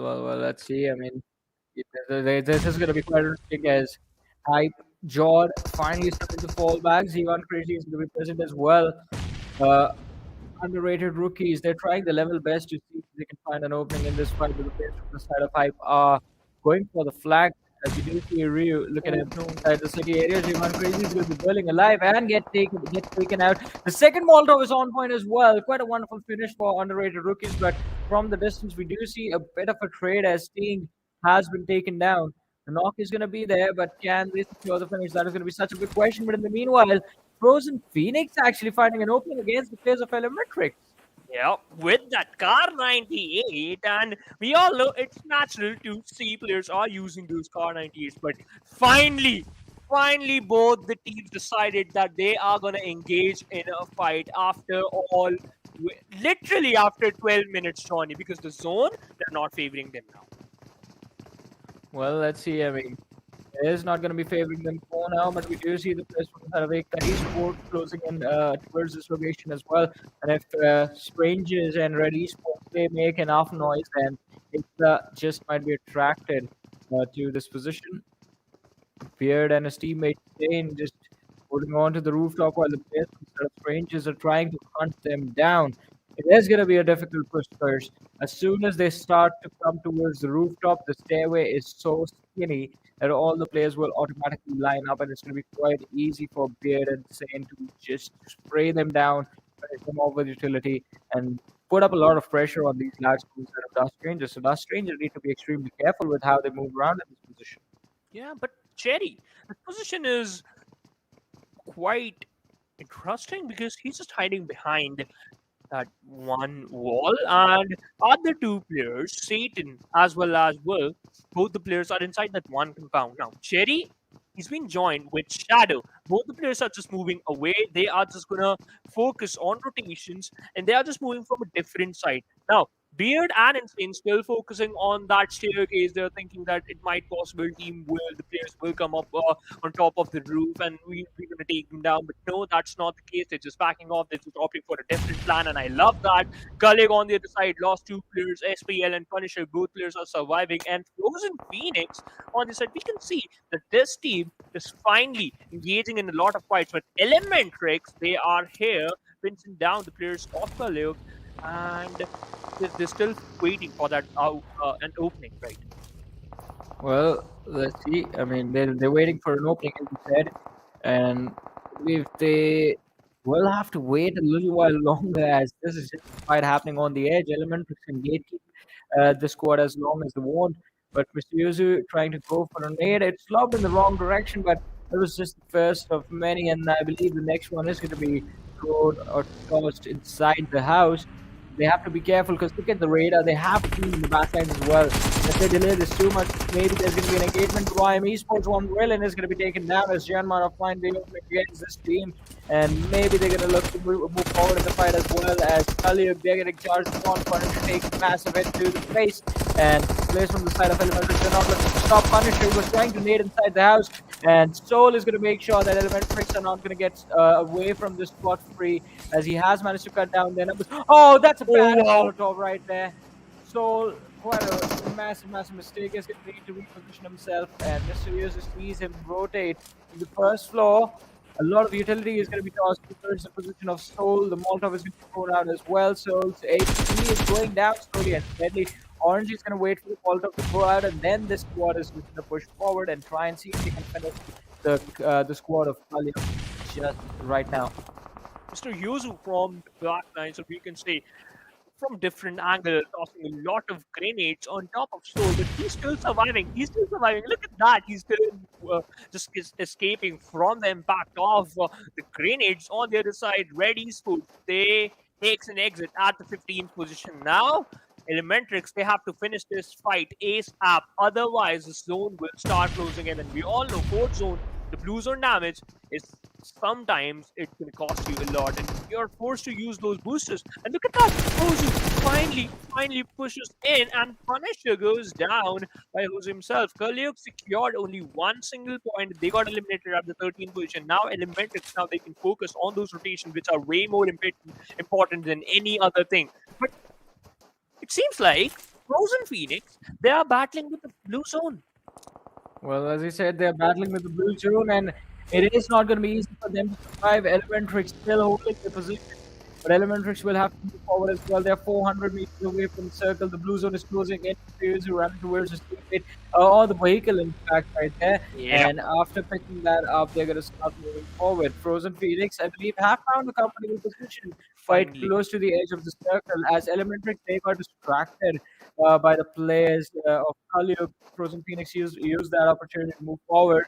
In the meanwhile, Ekta Esports Chante, I believe, has been spotted out on the high ground by King, but needs to be careful because, I mean, shots can definitely be taken from both directions. If you are going to be able to spot them out, then they will take you down as well. Yep, and look at the blah blah blah. Literally tracing that one single player, but haven't fired a single shot. Maybe it's going to be his plan that just don't want to compromise his position. But look at that. This fight is way more interesting than any other fight. JyanMaara up against the players of Crypto. 2v2 situation. Snipe Whitey, sticking up one grenade, just gonna lob that on top of Poku. I think so. It's just gonna receive a lot of damage. Okay, that was a smoke, but no. Look at that. From a different angle, Krypton Esports, they are charging in on top of the players of JyanMaara, and this is not good, but oh wow. Snipe Whitey takes down God9. Well, Sniper IT finding an opening right there, and Krypton in a world of trouble. JyanMaara, no. BBA, they're going to be taken out as well. Sniper IT is going to be moved forward. Krypton down to the last two players, going to be along with his teammate hiding in the left mid. Takes a lot of damage, is going to have to fall back. Krypton in a world of trouble right now. Jan is replacing his Oh, teammate, but wow. a wonderful raid from the side of Krypton is going to result in Snipe falling down. So Jan has lost a bunch of his HP, but is putting up the first aid and then will be moving forward as well. He has to revive his teammate as well, but Krypton in the meanwhile, they find another opening as no fear gets taken out. JyanMaara, because of the blue zone, making a massive blunder in this situation. Behind the smoke are the rest players from the side of JyanMaara, and Enkit forward in the wrong direction. No, he's going to be caught completely off guard, and JyanMaara, they're going to get eliminated in this match. Krypton, they managed to hold on strong and still come out on top against a JyanMaara that outnumbered them at that point. A wonderful, wonderful team fight. You know what? Snipe Whitey, his grenades was the best part for JyanMaara, but not capitalizing on that situation is the worst part, and that's why they got punished. In case kudos to that lad, because after that one incredible grenade, he just out a lot of damage. In fact, found an opening as well, but Krypton, they will live another day. GANGSTERS, this squad secured 13 points from the previous match. Now look at that. The kill department is empty. The kill bank is still empty. But the good thing is they're inside the circle. But they have to be careful from the backlines. Liquid is using SAS. This map with the 6x scope. Spotted down the players of Krypton. Coco received a lot of damage. He received a revival, but look at that. He received a lot of damage too. Now, BBK, he got knocked down from a different angle, and they got punished by another team.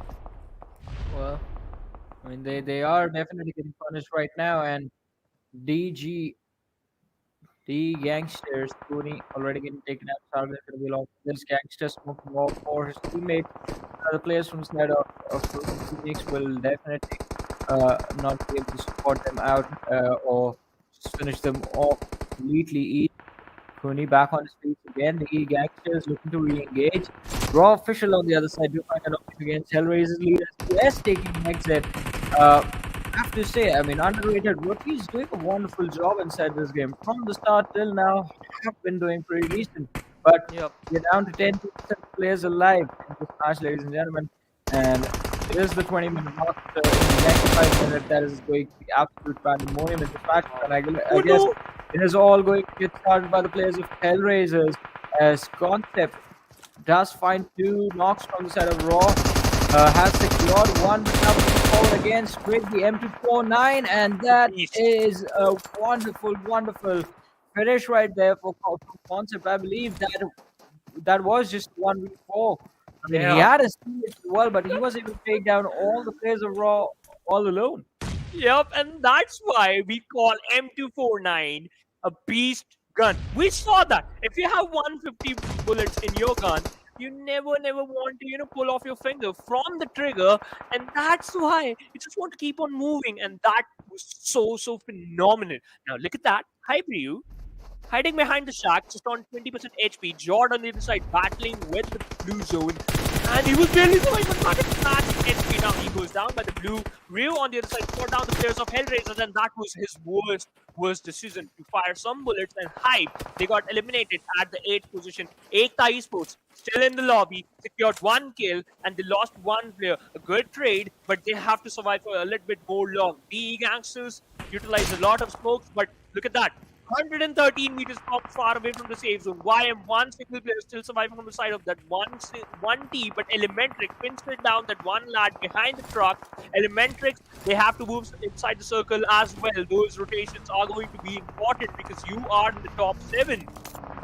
Well, I mean, the squad is going to be at the top 7 at this point, but let's see who's going to be moving in forward. The GANGSTERS, a wonderful opportunity for them to have actually back-to-back wonderful games. JyanMaara Esports doing a wonderful job right now. Yeta on our team, last day surviving. If you can see if he can secure the kills from the players of Elementrix. Barely any pixel left on his HP, but as he gets finished, he makes sure that Elementrix 2 players, they're going to be knocked out in the open and outside the circle as well. So the squad is definitely going to be in a world of trouble. Frozen Phoenix doing a wonderful job right now with the utility, finding an opening on the players of the GANGSTERS, and this is going to be quite interesting to see how this team is actually looking to again get a squad wipe against the GANGSTERS. He takes some massive damage, but oh, wonderful grenade right there. King is going to be taken down. YY is down as well. So Akshat is the last player surviving. And the GANGSTERS, they are pushing forward against this team. Akshat takes down one. Blah is going to be there quite close to his teammate Sarga, but Akshat continuing to peek from behind the wall. YY needs a revive. Blah is going to be taken down as well. So now it's down to 1v1. Cooney against Akshat. The blue zone is closing in. Akshat, if he can just move forward, toss a grenade behind that rock, he will be able to secure those 2 extra kills. But no, he's looking to finish Cooney and has dished out a massive amount of damage. He will have the opportunity to actually go for the finish right there. Cooney might have just made a massive mistake, but actually he's still moving forward. Switching over to the A. Come on, reload. Oh, most for this drop coming in, and Akshat gets the squad wipe right there. To be honest, Johnny, I am very happy Frozen Phoenix won this fight against one of the best team present in the lobby. The GANGSTERS take an exit at the 4th position. Frozen Phoenix finally stepping up, but Akshat, kudos to this lad. He was so good with his AKM, and that drop shot was so good. Now, underrated. Rookies on the other side, they are also alive with 7 kills in the bag. Now, the teams who are on the 2nd page and the 3rd page of the leaderboard literally stepping up. Well, the squads are definitely going to be stepping up at this point, but take the esports. I believe this is their opportunity to actually have a decent performance and push themselves up in the standings. Frozen Phoenix, as I said, just before this game, if they bring themselves in the top 10, that's 10 points, and they are in fact guaranteed 13 points from this game. So I believe this is the big thing. This is the opening that they were looking for. 7 more matches. I mean, after this one, there's just 6 matches left for them, and maybe they can actually, if they get consistent matches per points in every single match, they might be able to move very inside the top 15. But actually, he's not looking to stop. Takes down one more. Instead of underrated rookies moving forward from flank is going to be shut down by the players of 8. Shante is the one just going to pick him off. Now it is a 3v4 situation. In fact, 2 players of one team, underrated rookies, they got knocked out. So this is the chance for Ekta Esports to capitalize on this position and easily take them down. And yup, Shante not stopping. Knockout Ting, in fact, confirmed his skill. Spark on the other side, he goes down too. It's a 2v3 in favor of Ekta. Shante This man is on rampage. 5 kills on his name. Stalker, he's doing the best thing he can, and that is make sure to make an extra cover to pop out some smokes to stay inside this compound to buy some more time.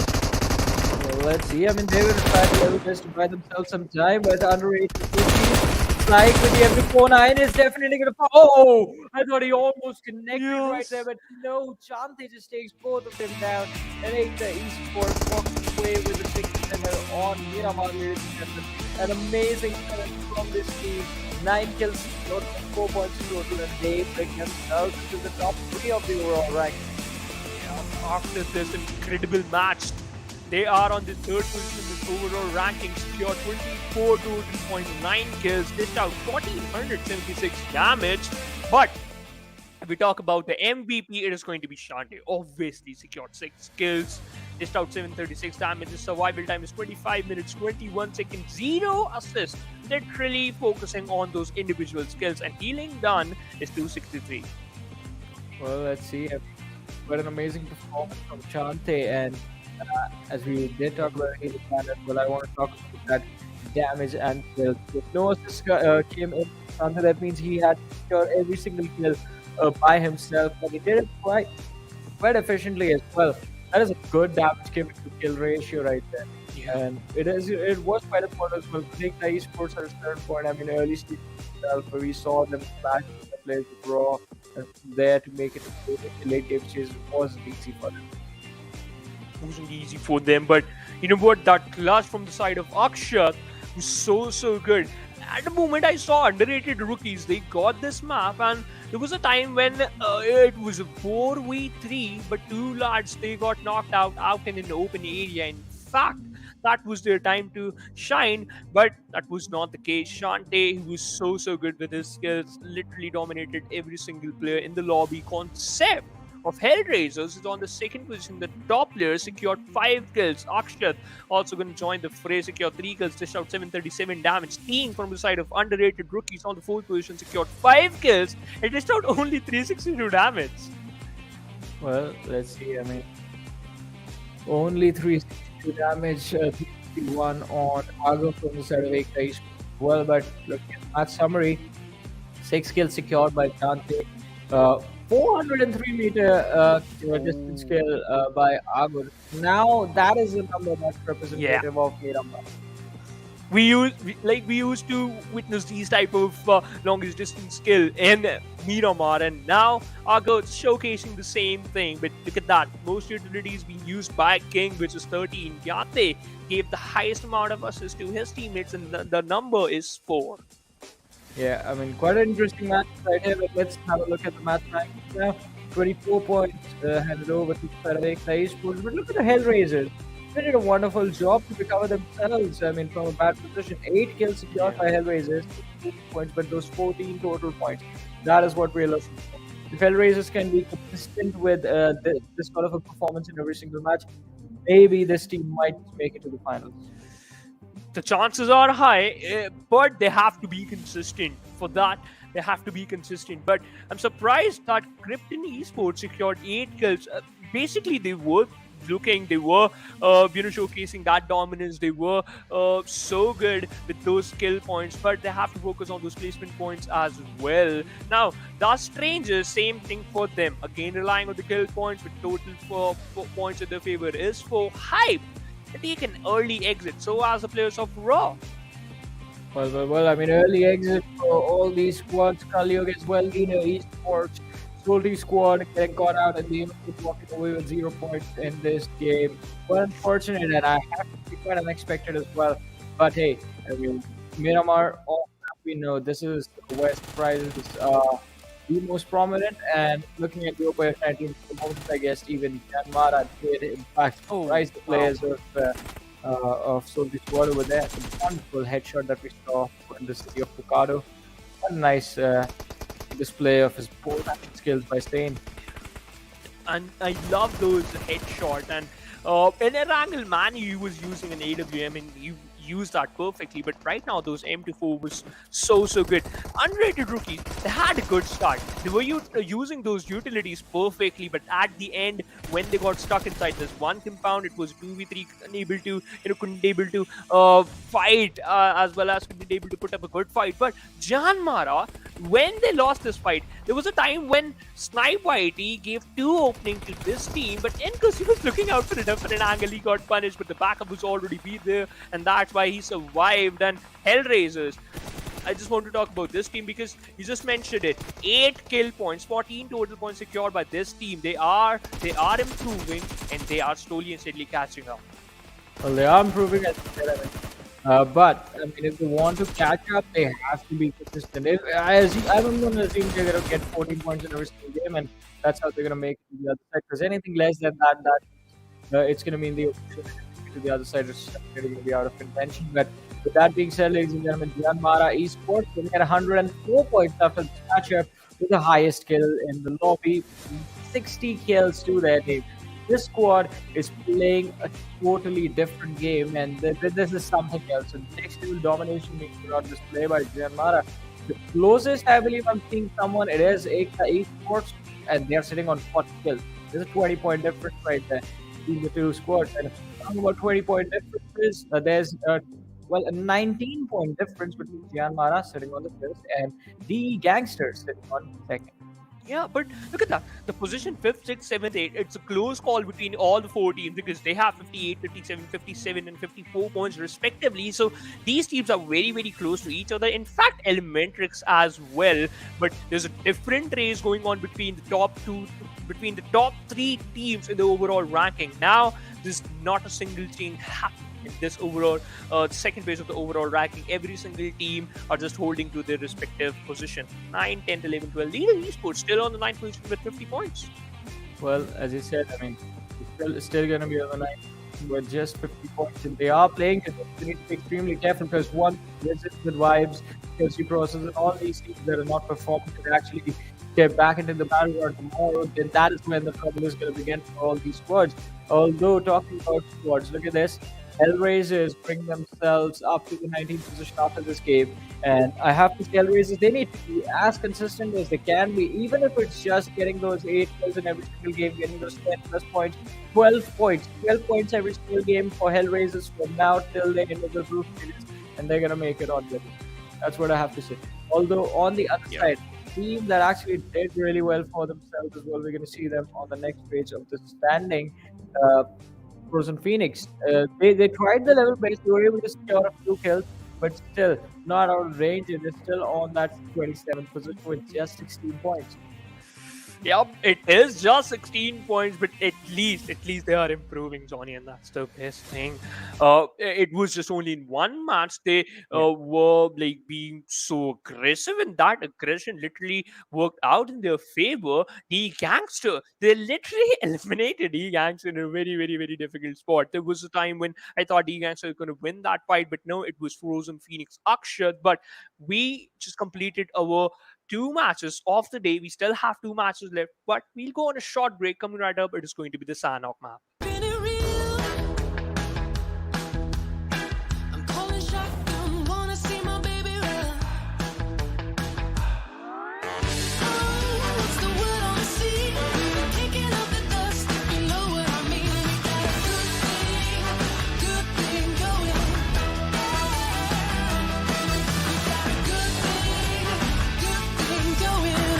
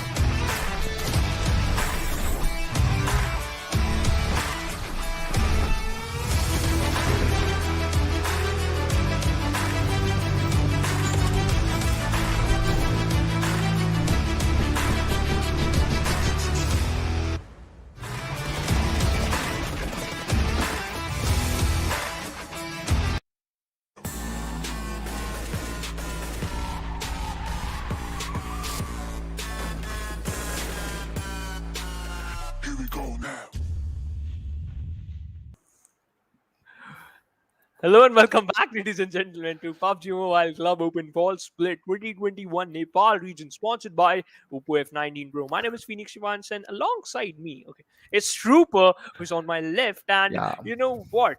He's in for Johnny, and we witnessed the last two games, Trooper.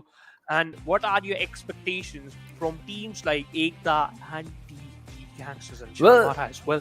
well, the Gangsters, it's an amazing team, right? We've seen these players play for different teams and for different banners already, and they we know what they can pull off, right? Blah blah blah. And the squad over there, they are just amazing. But one on Rhinos, Ekta Esports, they've been so good in the recent past, and now just getting this chicken in this Miramar game, the expectation is really high from Ekta Esports. They've landed on the first page, so it's going to be an amazing tournament. This is just the start of the ladder. That's what we keep saying during the PMCO, like, right? And they're going to move ahead. There are big teams behind them. They got to go to the PMPL as well. So it's just the start. They're definitely going to be part of the regional finale, but they're just going to continue the good work.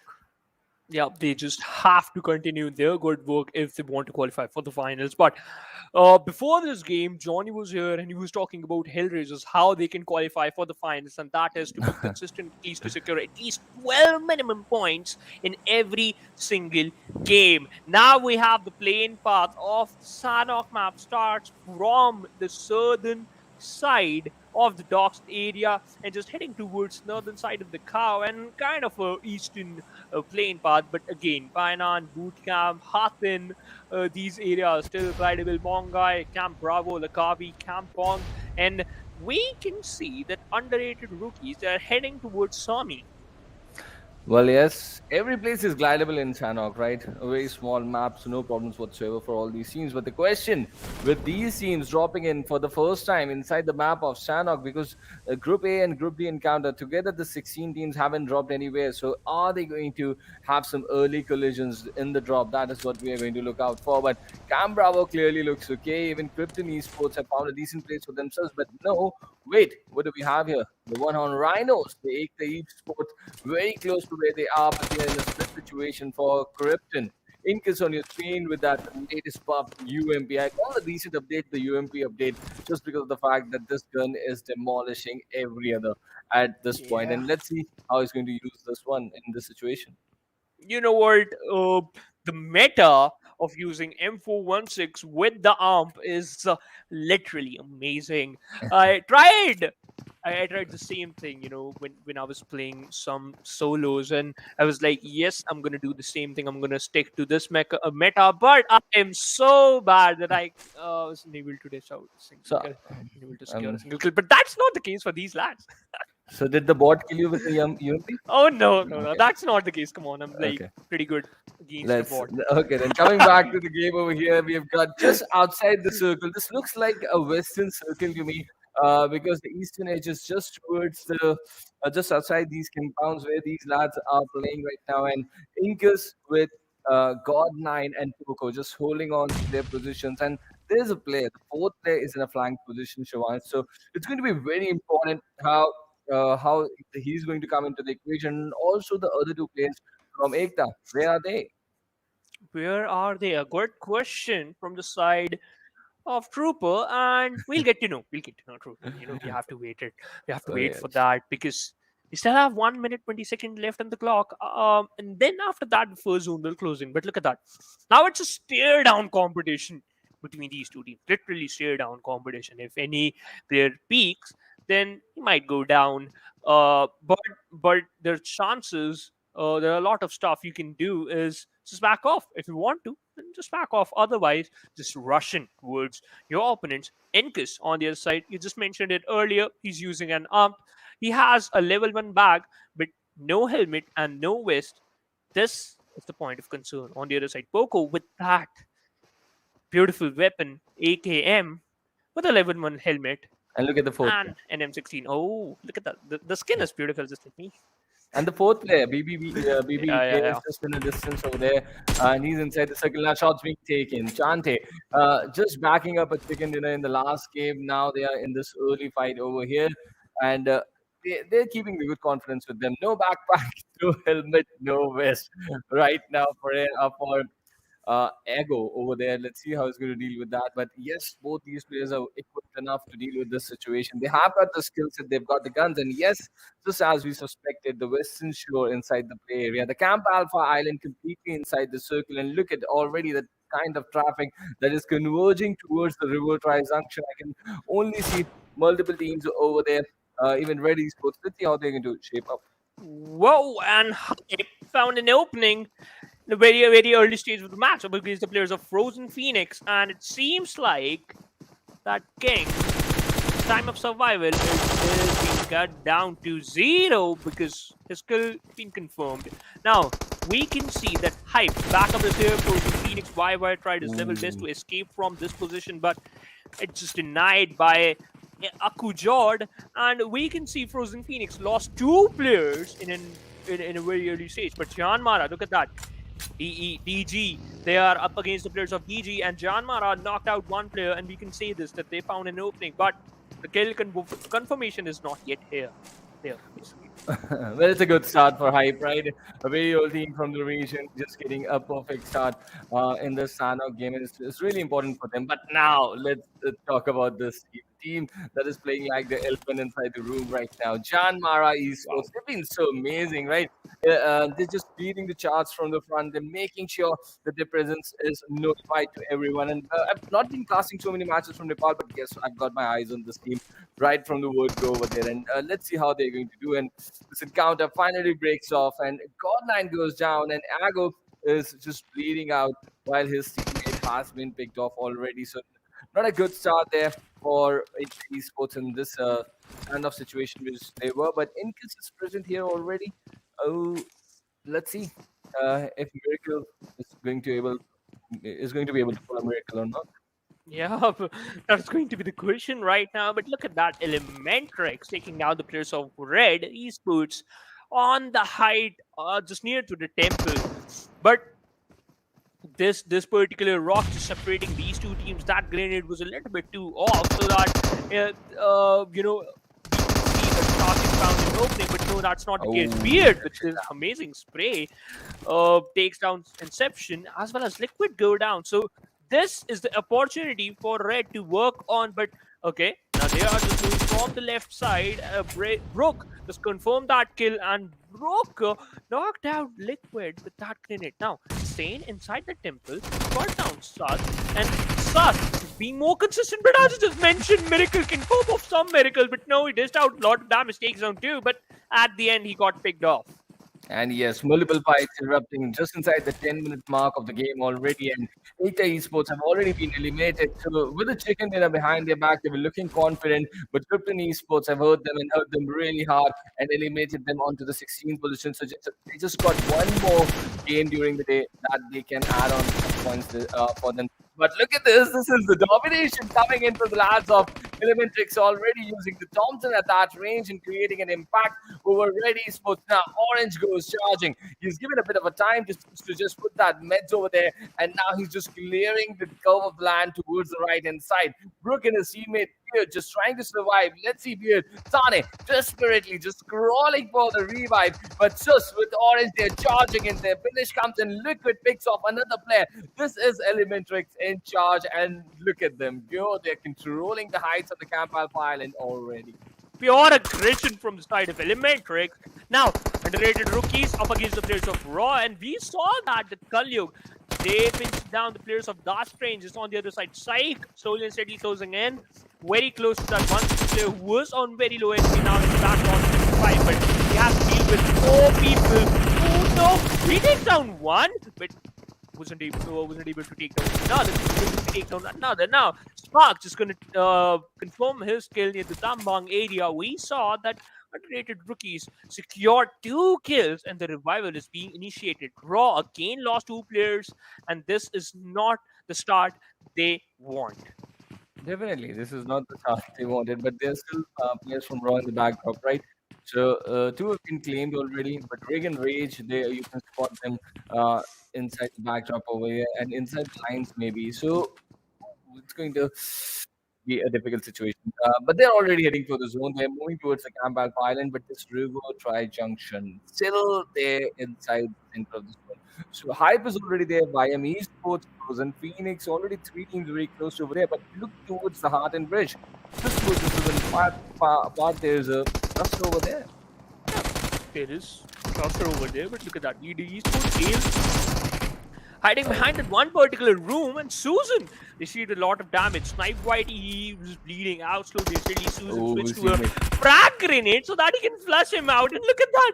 Ale, he was so clever. He insta peeks from that particular location. Snipe Whitey confirmed the kill of Snipe Whitey. JyanMaara brought down to 3 players. Now, it is kind of going to be an equal fight, but Leader Esports denied that. It's a 4v3, and I can see YM in the back line. So, if YM do third Look at party. Singbo.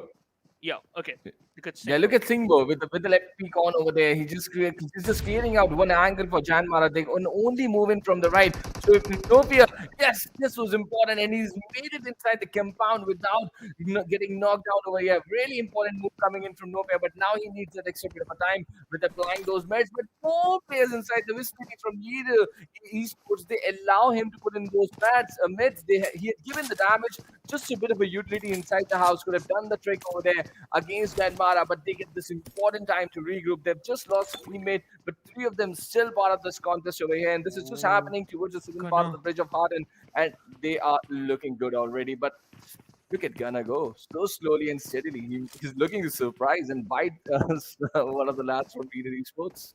You know what? A ghillie suit in the Sanhok map.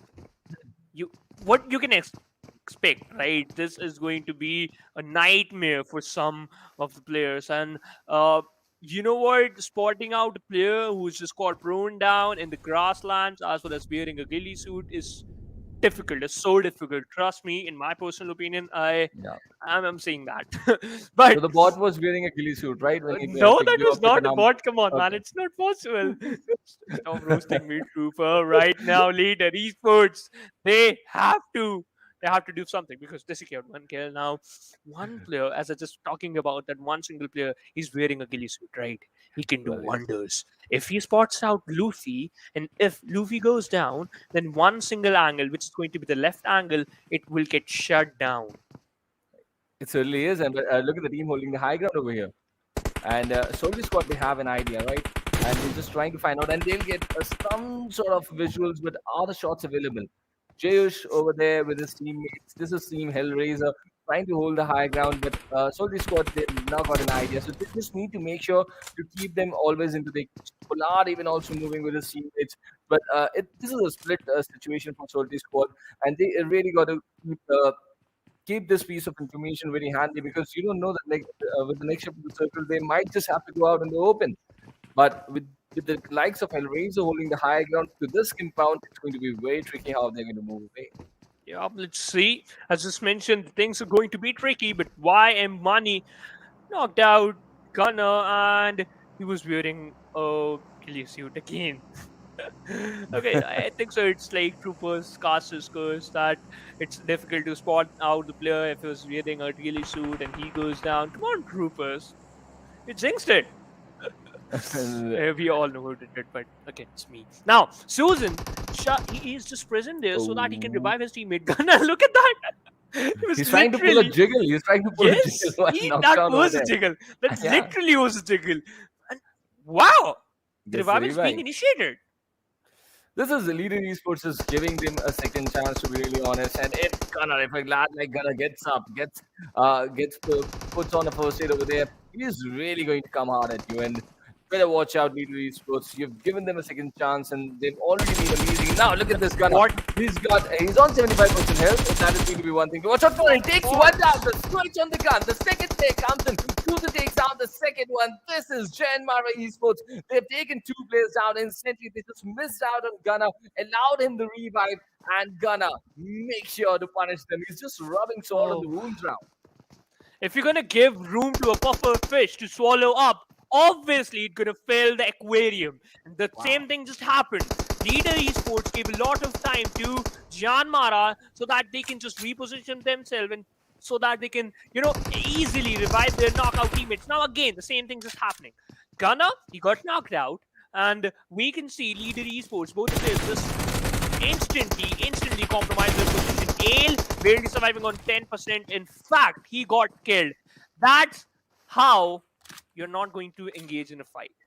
And that's how you're not going to the regional finale if you continue making these mistakes. You've Yes. got to pin down your opponent. You've got the knock. Make sure you finish the player. A player like Gunna, but coming back to this fight, and Razor, they've been holding on to the high ground, right? And we've got a team coming in from the backstab, and Nemesis and his they're losing players. It's not looking good for them. But Hellraiser, they are in a difficult situation. SOLTI squad is the team here, and let's see how they're going to deal with this. Oh, Hellraiser have hurt them. They're not allowing them an easy regroup. Yeah, and you know what? It's important.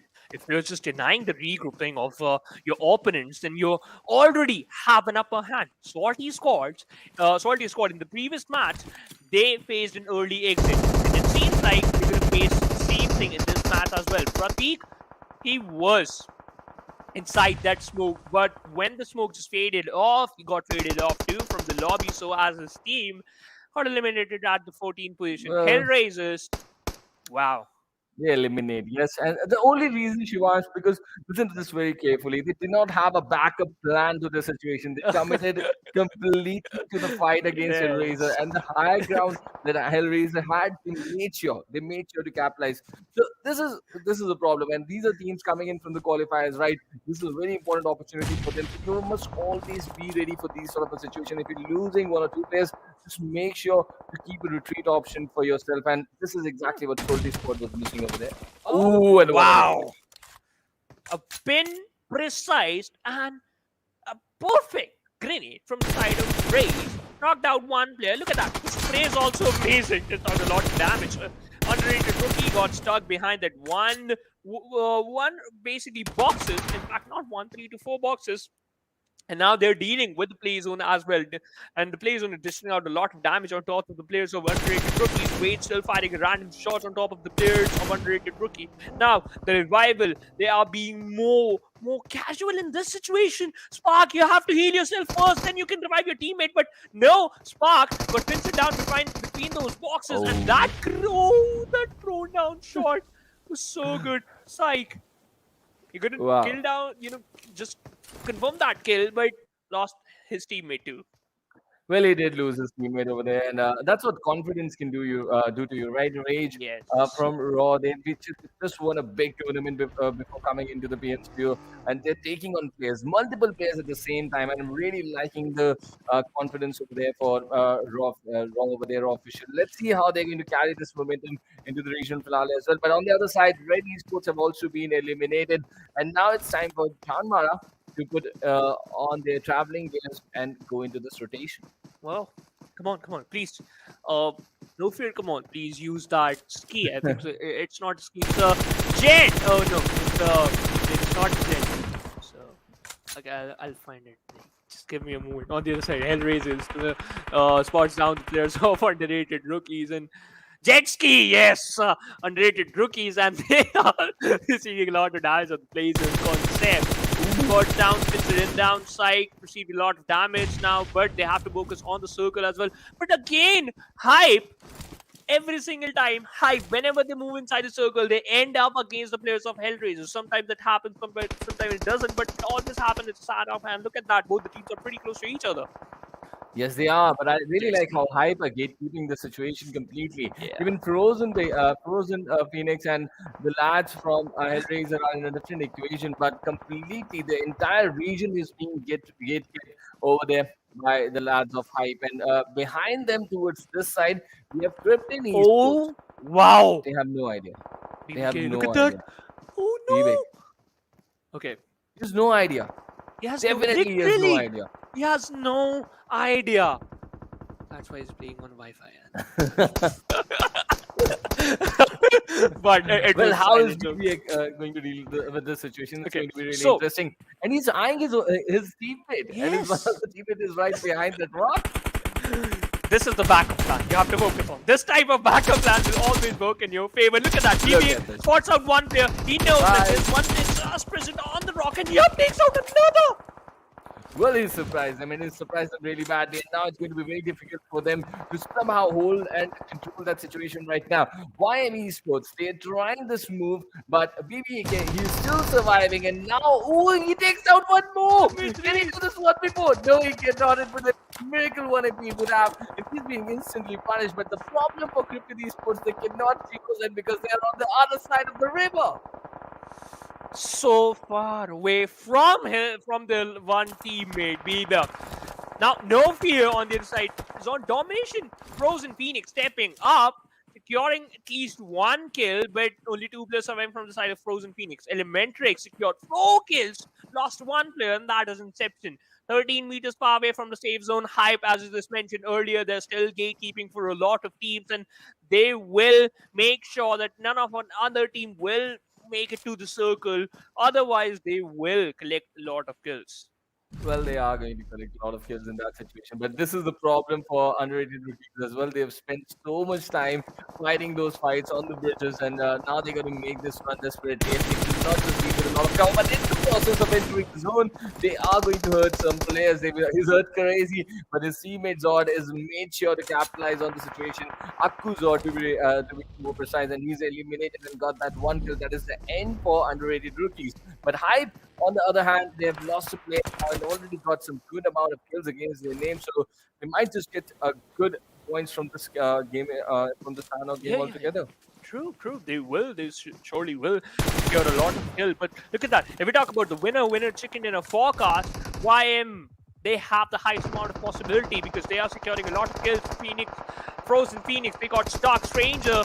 We won. Akshat, this man is crazy. Every single time he was the person who always stepped up from the side of Frozen Phoenix. But YM, Yata Uta secured 3rd kill. Hype versus YM. This is going to be the most hyped fight in this Sanhok. Yata Uta exchanging a lot of grenades, and this is the part of the plan. Really, it is going to be because, as a matter of fact, they were almost like 1v4 by a single player, BBK over there, and now they are standing as a 4-man squad once again. And look at that. Inside the forecast, they've got the highest percentage for a chicken dinner. They've cornered multiple players of high skill in this situation now. But from the far side, we should not forget that JyanMaara have been on this island for a fair amount of time, and they've been witnessing, noticing, gathering information, and allowing all these teams to come inside and towards them. That's going to be really interesting with the kind of information they have. And on the other side of the river, Nation Esports eliminated, but now Hype is facing down. YM Esports, shots coming towards Zord as well. He's going down now. Hell is in front of him. This is JyanMaara taking some prolonged angle shots on them. No fear has also been just is being suppressed behind the ridges now. But this is Hype giving a really tough time to YM Esports. Yeah, but look at that. Hell, he knows the crew is in front of us. Switch to that Thompson, 40% HP, know where the crew is, and he knocked him down. That was amazing. Zord fighting some random shots in the same vicinity, in the same area. Got 10 in vision just because of the ridge. But hell, you got the domination title. Elementrix, they are still surviving. We literally forgot about them because they were being so silent. They just secured only 4 kills, but still, they are just showcasing that perfect amount of dominance. Now, Zord, this is going to be the best revival. Now, it is the riskiest revival as well. Look at that. They're so close to the blue zone. Well, yes, they are. And I never forgot about Elementrix. They were always here inside this part of the zone. Remember, they were controlling the higher ground a little while earlier, but the shift of the circles was bringing in teams towards this side. Even JyanMaara was also here for quite some time, and both these two teams had a really good chance. But out of these two, only Elementrix survived. And oh, finally that opening being created. He goes down with his own nade? Yeah. Really? Yes. And always sensing opportunity. He's just pushing in, and behind the volley, there's the last player remaining for Hype. And Zord, how are you going to deal with this? But on the other side, we still got a team that is surviving, and those are mistakes being made by some of the teams. And look at that. The final player from the side of YM Esports doing a lot of job. Hype got eliminated at the 4th position. Now it's a 1v2v1 situation for these 3 teams. GANGSTERS spots down YM last player who was running out in an open, dealing with the blue zone, doing a lot of damage. Now he got finished by Liquid. A 1v2. GANGSTER running for his life. Jiggle peeking. In fact, Jiggle running, but no, that's not gonna, save him. It's not going to. And YM Esports eliminated. And just after that, the gangsters take the exit outside. And Elementrix take the chicken dinner, a 7-kill chicken dinner. They did an amazing wipe on top of the hill. And when they came onto the foothills, the game was almost over by them. And they made sure to wipe the remains of the opponents down there. And they just go away with the all important 22 points of the Sanhok game. The only Sanhok game for the day. And I'm just absolutely loving the way Elementrix are performing. It's a very big team, and even in the past they've shown some amazing colors, and yet again they are on top.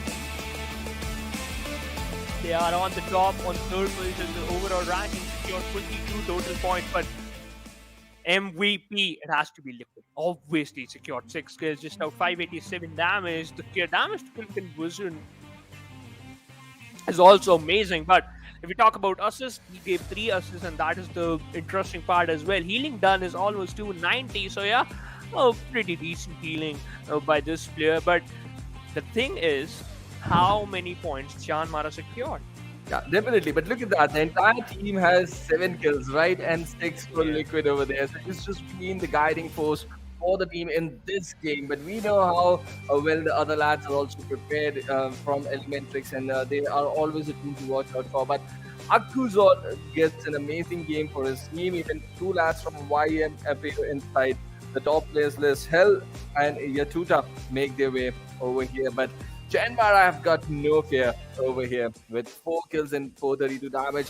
Really looking good. The competition is getting completely set on fire over here, because we know that from this region we've got 15 slots available inside the regional finale. Right, out of the 32 teams that are contesting, only 15 are going to go in. And in this Sanhok, 4 teams, the old guns, the old gods have sort of shined over here.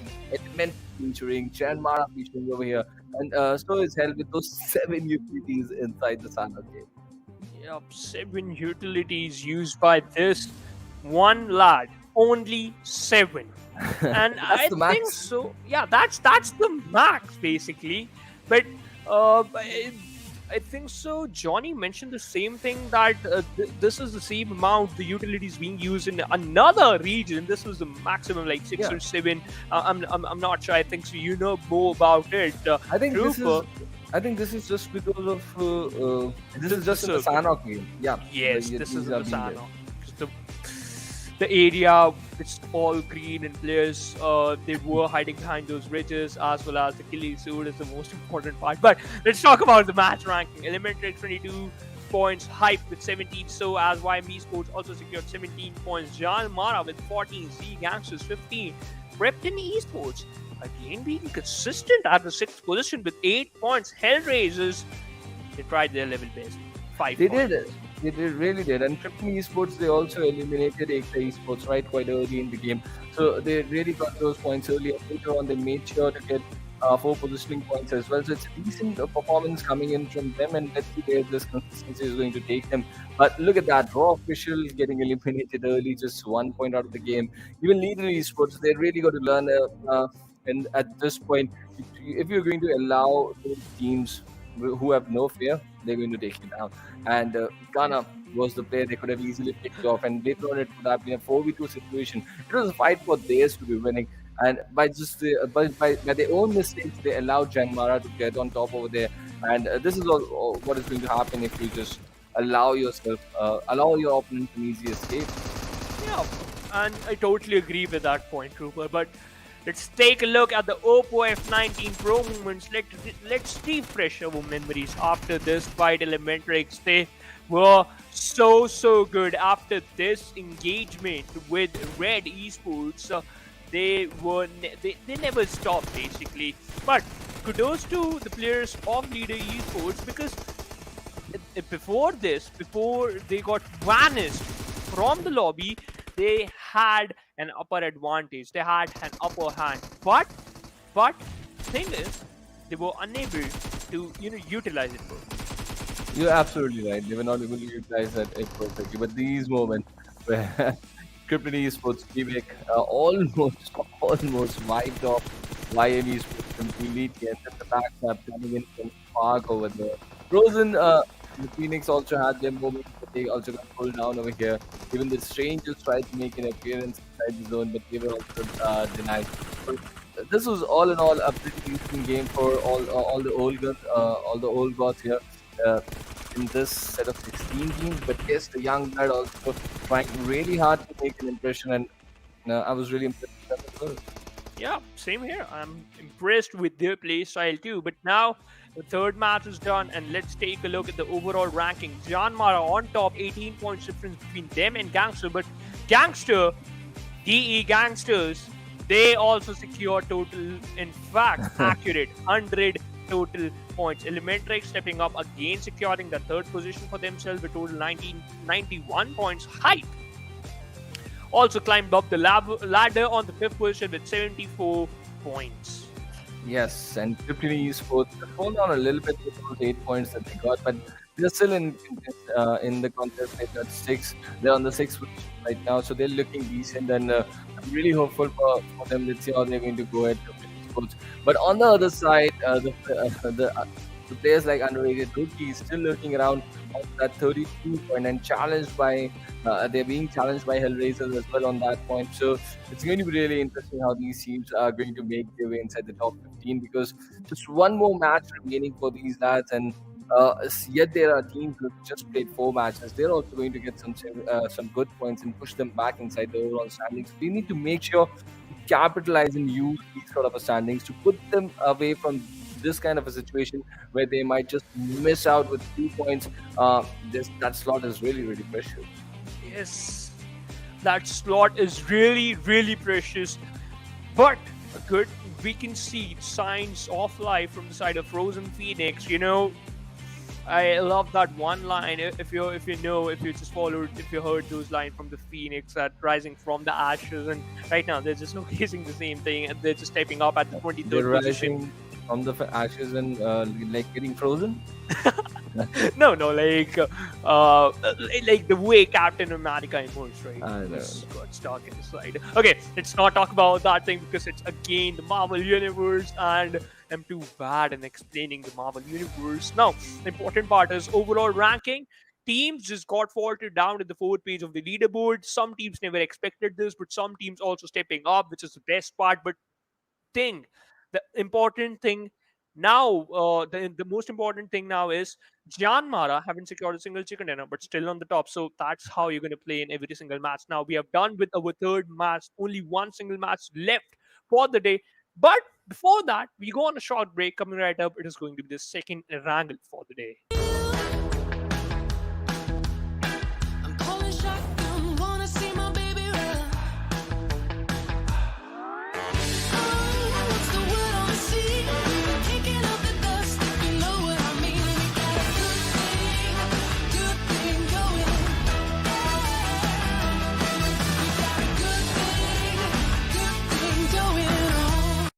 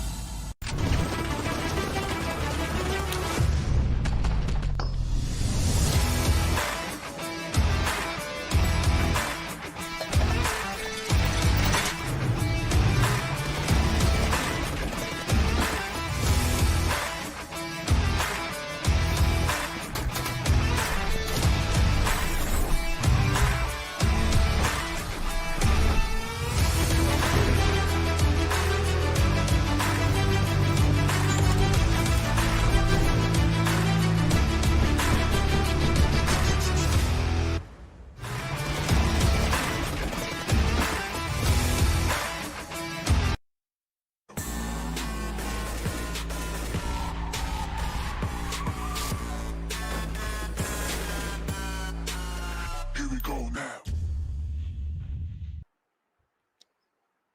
Hello, and welcome back, ladies and gentlemen, to PUBG Mobile Club Open Fall Split 2021 Nepal Region, sponsored by Oppo F19 Pro. Woke up your fun. My name is Phoenix Shivansan. Alongside me, it's Trooper. So we just witnessed with last three matches, and those are Erangel, Miramar, and Sanhok. And now we're just heading towards second Erangel for the day, and which is going to be the last map for the day as well. And teams like JyanMaara, Elementrix, Ekta Esports, just they are playing amazing. We can see bonkers. They were so good. But I just want to ask one question from my fellow caster as well as analyst, and that is, what do you think at which position Hellraisers will end up after this match? Well, it's going to be really, really important how they're going to deal with this. But let's see what they are going to do, because Hellraisers, we saw them in the last game. They handled that backstab beautifully, right, against SOLTI squad, and then just came on Yeah. top over there. They got some good points out there, but it's going to be really, really interesting how they're going to finish the day. That is certainly going to be interesting, and it's going to be quite interesting that how they're going to engage in some fights. But now, the important part is only top 15 teams will qualify for the finals, and Skylight Gaming will join them in the finals of PUBG Mobile Club Open Fall Split. So you have 15, you still have some chances left, but Group A and Group B, they're going to complete their 8 matches. Maybe basically two-thirds of their journey is done. So they have few chances left. Only after this particular match, they have only 4 games left in their hand as well as in their backpack. So they have to do something. If teams are still struggling, they have to focus on those points. But the playing path is in front of us. It starts from the Lipovka sites and just heading towards the north. Georgopol City, and we can see a northern plain path. Super. Yes, a slight tilt towards the northern side, yes, but let's see how the teams are going to occupy the entire landscape completely. And you were talking about Hellraisers, right? They've got an early jump already. They're dropping down in between the areas of school and Yasnaya Poliana. So that's also going to be an interesting thing, considering that drop. And it really becomes important where the first circle is going to go. And look at where JyanMaara are using that Lipovka split for their drop right now. And Ekta have dropped down towards the middle power area. Yeah, Meta Power, one of the favorite drop location, one of my favorite drop location, because you can find some awesome loot out there. But look at the circle. It's formed towards the northwestern. Then it is equal to, we are not going to witness some early fights, because we usually never witness some early fights in those western circles. But Elementrix, they are again quite happy with this circle. So as the players of Krypton and Hype and Raw, as well as, okay, so now Ekta Esports, this just went towards the Milta Power. I just mentioned it earlier, right? They usually drop down near the Georgopol City. Now, changing your drop location doesn't mean that it's going to change your fate, because right now the zone is pretty far away from you and you have to move inside the circle as soon as possible. Otherwise, if any team decide that they are going to gatekeep for some teams who just they're going to gatekeep for you, then you might end up and face an early elimination. But the first zone is formed, and Leader Esports, I think so, they're just heading towards the ferry pier area. And okay, ferry pier, if you're just going to head on towards that particular area, you'll get control of the military bridge basically. But we can see the circle is just way more opposite to that salty squad.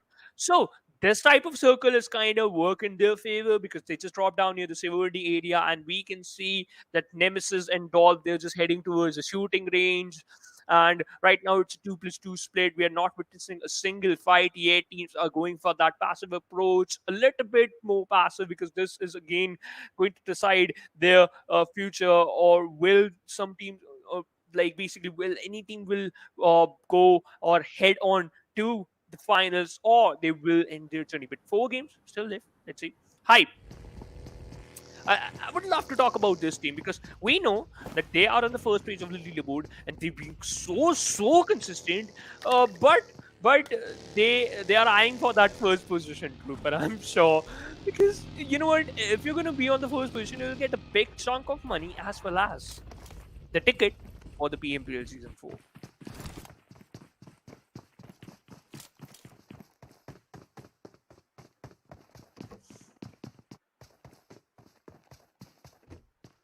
Now, YM Esports, they're just moving inside the circle. Players are moving inside the circle, focusing on those rotations. Now, let's talk about the Frozen Phoenix, right? One lad from the side of Frozen Phoenix, Akshat.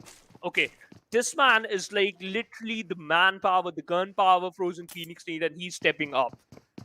And the important part is he always secure 1 to 2 kills in a single match. So yes, this type of gameplay, this type of aggression Frozen Phoenix need. And Akshat, despite of the fact it's a little bit too late, but still he's stepping up. Look at that, Sargam. He has a huge amount of loot. We can say M16s as well as we have the arms with the 6 times scopes, and that's the best loot I ever saw in the prison area. Wow, he is rich right now. Well, he certainly looks rich here, Shivansh, and it's going to be very important. Oh, once again, amazing work coming in from the observers. And this is, wow, the beautiful, beauty. beautiful map of Erangel. And I've never seen it this way. So many matches that we have casted, but never, never that we have seen the map of Erangel from this position. Wow, it looks so beautiful. This is great work coming in from the observers, right? And wow, mesmerizing sight. Even this is so high. It looks like a satellite over, right? The C-130 is not designed to go this high. True, Heist in the Room. We just heard that song from Travis Scott, right? Like, if it's good with if he can witness these type of stuff, obviously it's gonna end up making those type of legendary songs. But now look at the blue zone, right? Look at the blue zone. It just looked like a ring, and I love that military base island is so separated. Right now we can't see the bridge because it's so. We are witnessing a top view, but without that bridges, it seems like the military bridge is like floating, as well as it seems like the military basically island. It's so separated from the main island.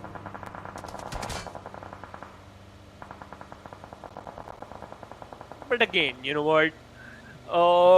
We are gonna witness some fight with those type of top views. I love that. I love that. I would love to witness some more if the final circle just gonna in front of us. But Red Esports moving inside the circle, and they're just moving towards the Everest area. And we all know if you're just moving towards that one particular area, you might end up against the team Raw or sometimes Ekta Esports. But Ekta Esports, they just drop down near the built up, so they are going to focus on this rotation from the southern side of the map. Well, they certainly are. But now, Red Esports, look at them controlling a very important spot. And from here, you can easily have a clear view of the entire landscape. And you've got multiple teams pouring in over that segment. And this is just the first circle that is closing in, right? So the team's already committing themselves inside the circle onto this western shores here. It's starting to get pretty interesting with this sort of a circle, right? Because there are a lot of teams that like to traverse. Even in this game, we saw that a lot of teams decided to go towards the eastern shores, but they have now committed themselves towards this part of the map. And Palayog on your screen, they're still in the process, but they're going to find some struggle because Frozen Phoenix is going to spot them. Why you did that? Okay, it wasn't necessary. But Kalyok on the other side, the one player got knocked out. Why?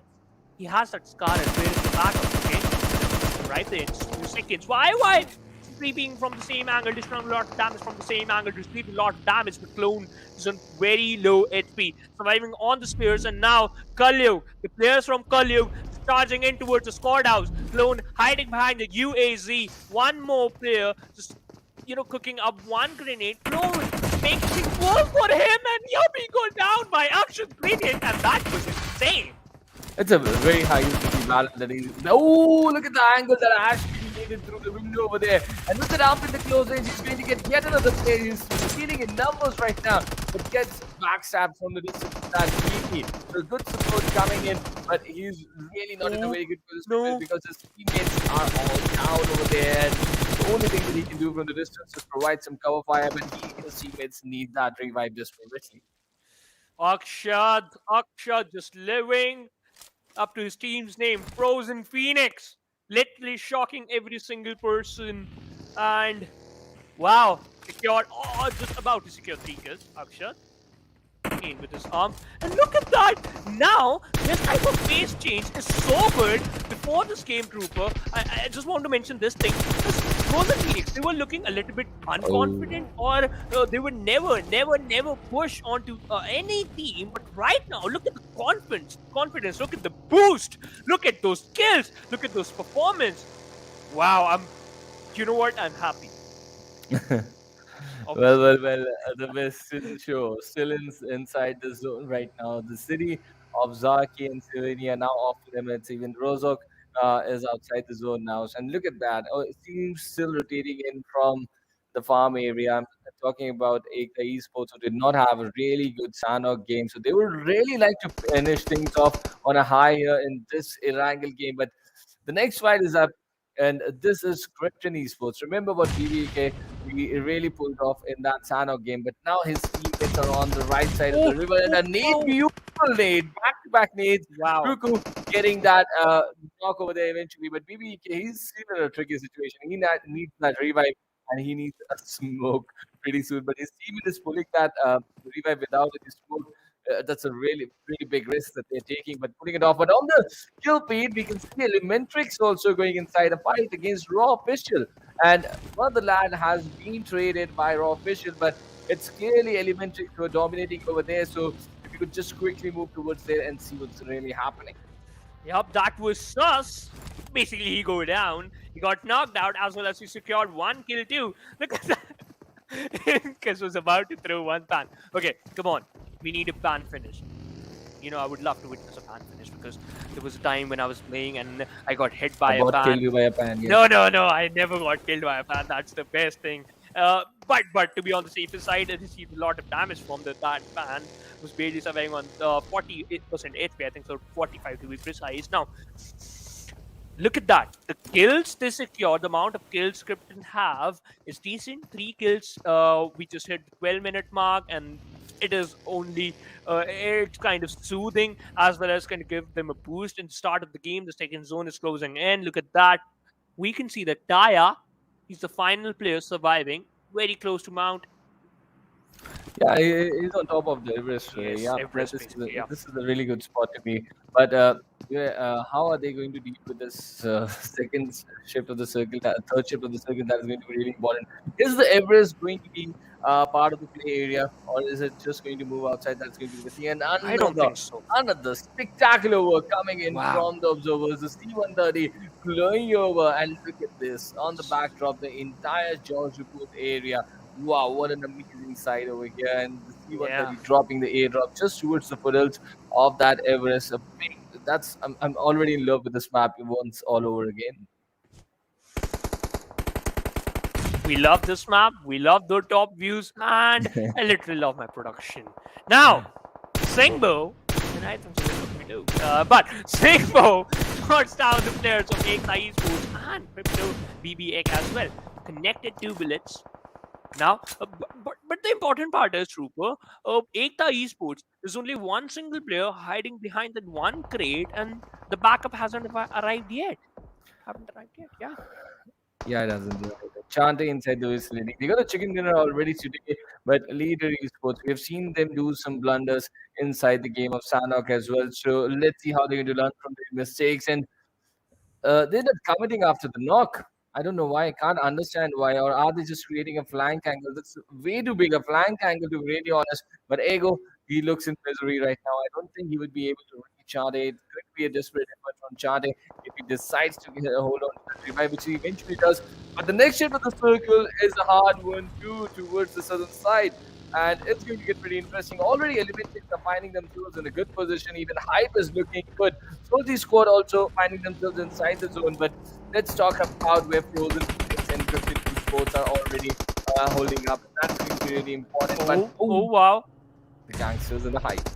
Yep, the gangsters are here to create a lot of hype, and hype also join the fray. Look at that. The, the nades being tossed. They're exchanging some nades despite stocks are very high.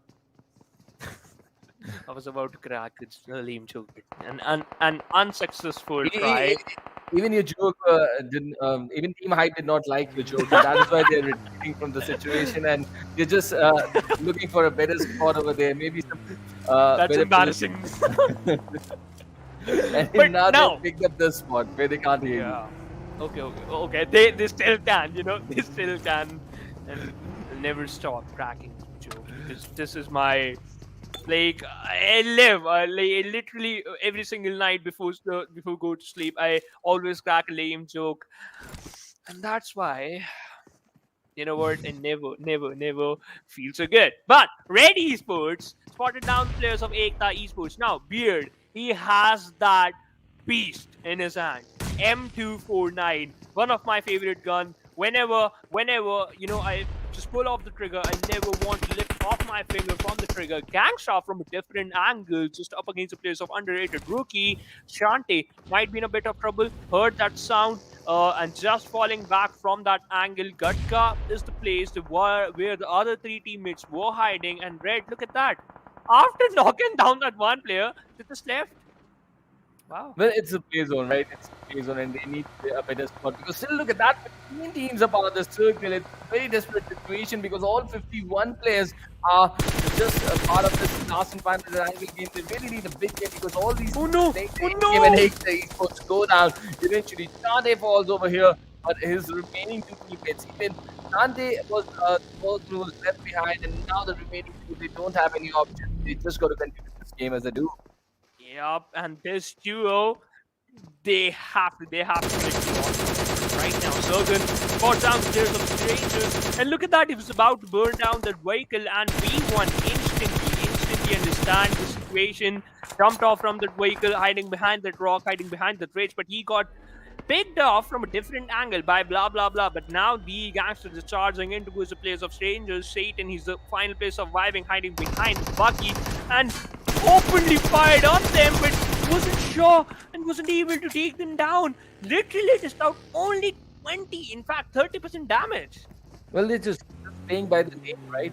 Wasn't that a gangster which he's just going head on, right, and banging their way onto the buggy and dropping down from it and just eliminating it out there. But now Ego gets picked off, so this match is not looking good for Ekta Esports whatsoever. But now, these Esports, the only thing I like about this team is they stick together as a team. They're listening to the IGL, and with time, if they're even listening to this later, they just got to understand that they got to bottom their aggression properly. If you're taking a player down, make sure to capitalize. Not only being passive every time is important. You really need to Yes. just put that right amount of throttle on your aggression as well. And sometimes you need to call guns blazing, and they figure out when do they have to do so. And right now they're using utilities well, but overcooking them a few, but trying to create this opening. And this is the moment when they're just on the edge. The next station is just around the corner, and they can just deploy two players towards that ridge where they can apply a little bit of pressure on Red Esports.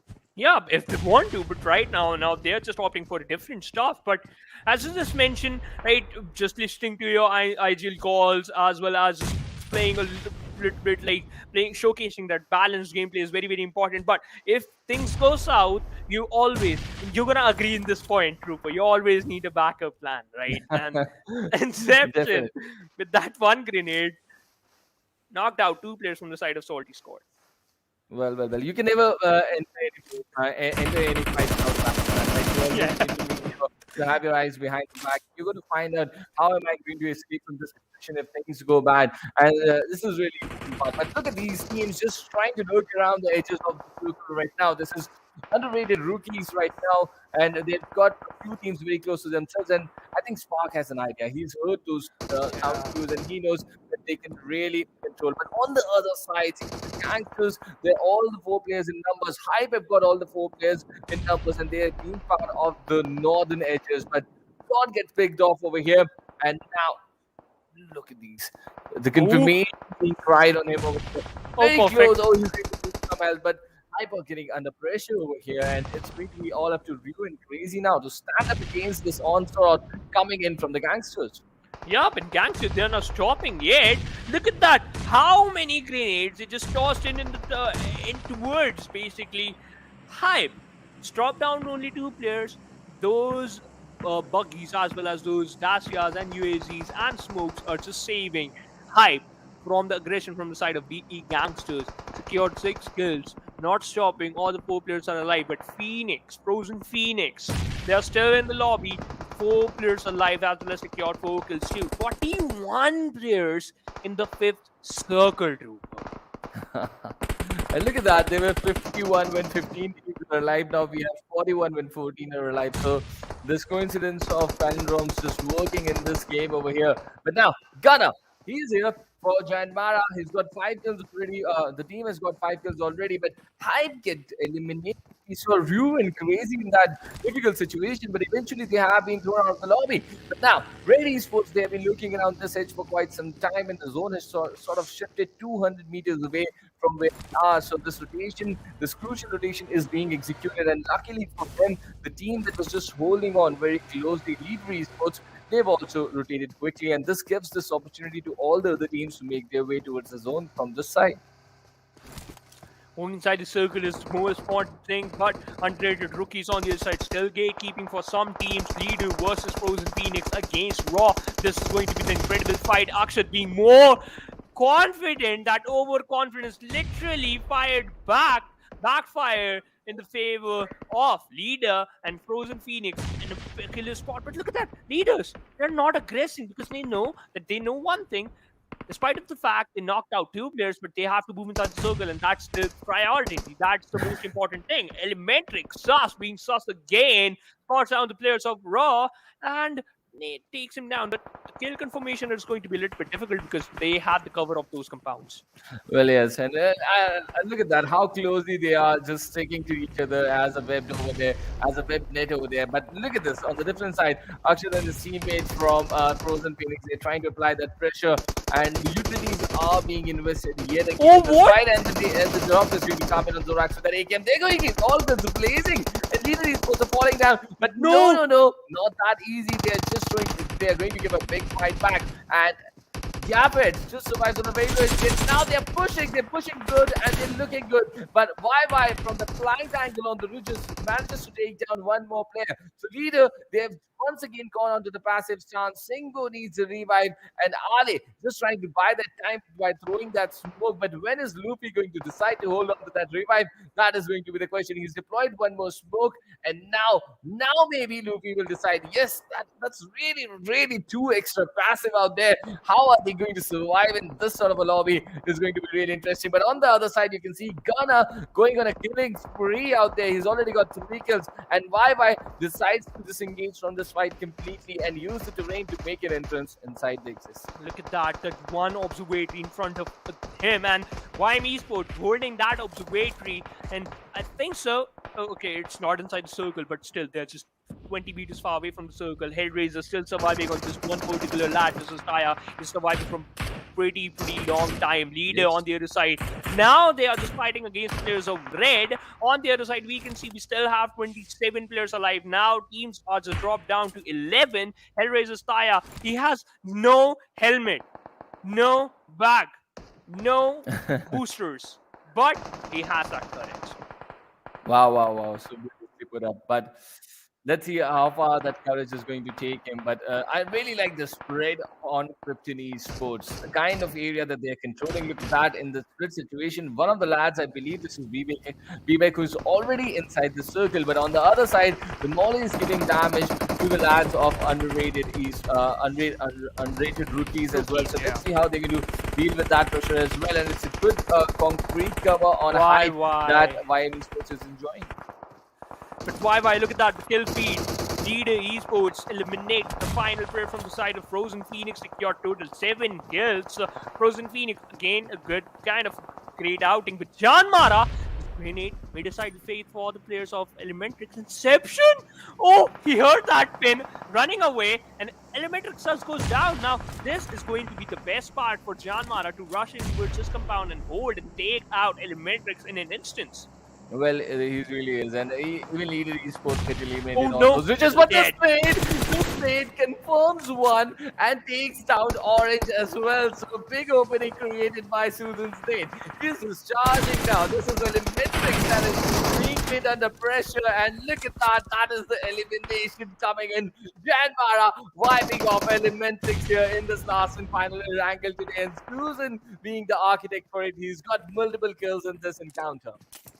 He got multiple kills, and we can see the same thing for Gunnar as well. Secure 3 kills in his favor too. Krypton Esports has the highest amount of kills right now, 9. The number is Ekta Esports. They got eliminated at the 6th position. YM Esports taken exit at the 5th. Thaya, oh my God! Come on, destroy him. You can. Not really. He's a good Goes man. out He's respecting cheaply. his teammate, respecting his opponent. Good thing. Oh yeah, you really got to respect your team, right? And let's see. Raw Official, oh, Rage goes down. Rig and Kopik in that compound still now. We're down to 3 teams with Krypton Esports over here holding and taking control of the ridges. On one side, I believe it's JyanMaara. Yes, no fear with his teammates. Gunnar out there and Susan, 3 of the lads over there, and 3 players from Raw Official holding up on inside this compound. Very interesting thing as Krypton, they've got the hide. But the problem for them, they got to move down the slopes. How are they going to do it? Very difficult for Krypton Esports. Now, this man advantage might just be of no use if they don't make a timely move. The timely moves are way more important than any other stuff right now, because as you just mentioned, just running down from a cliff or running down from a mountain, it's easy. Your speed is going to be high. Like, you are going to run in a very, very good speed. But what if you go down? Then just knocking out is going to be common with that situation. Focus spots down one player, Rage from Raw. They tried his level best to connect some shots, again firing the same spot now. It's gonna take that buggy. Now this gonna make things more interesting. Insist making sure that there's no single player inside Look the at that. compound. And look at that, JyanMaara rotating, hiding behind the one rock. But oh no, no fear. That was the you know. Oh, and now that vehicle for Gunnar, it's about to explode. It does explode, but Susan gets picked off as well. So the second player was down as well. Down to Gunnar. Can he pick off one player? And Krypton, they sense this opportunity and close into the compound. And now Rig is the only player remaining. So this is a very good game that Krypton Esports can carry in their bag as they eliminate this team. Raw Official right inside. A brilliant push that has been executed. And now Enkus, he's been damaging the lads of JyanMaara already. Whereas the other 3 players are sort of deploying themselves in open fields. If they take down one, but eventually the nade is going to do the damage. And the chicken dinner goes to the Esports. See the deal for Krypton. One grenade was necessary to take down that one team. 30 points for this team as well. 15 kills. Overall ranking is 4. Now, that's how you're going to end up. That's how you're going to play the last game of the day. Just out 2,647 damage in one single game. God9 obviously is going to be the MVP.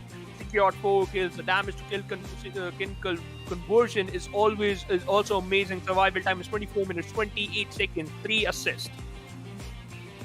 Oh, well, yes. This is a really good number.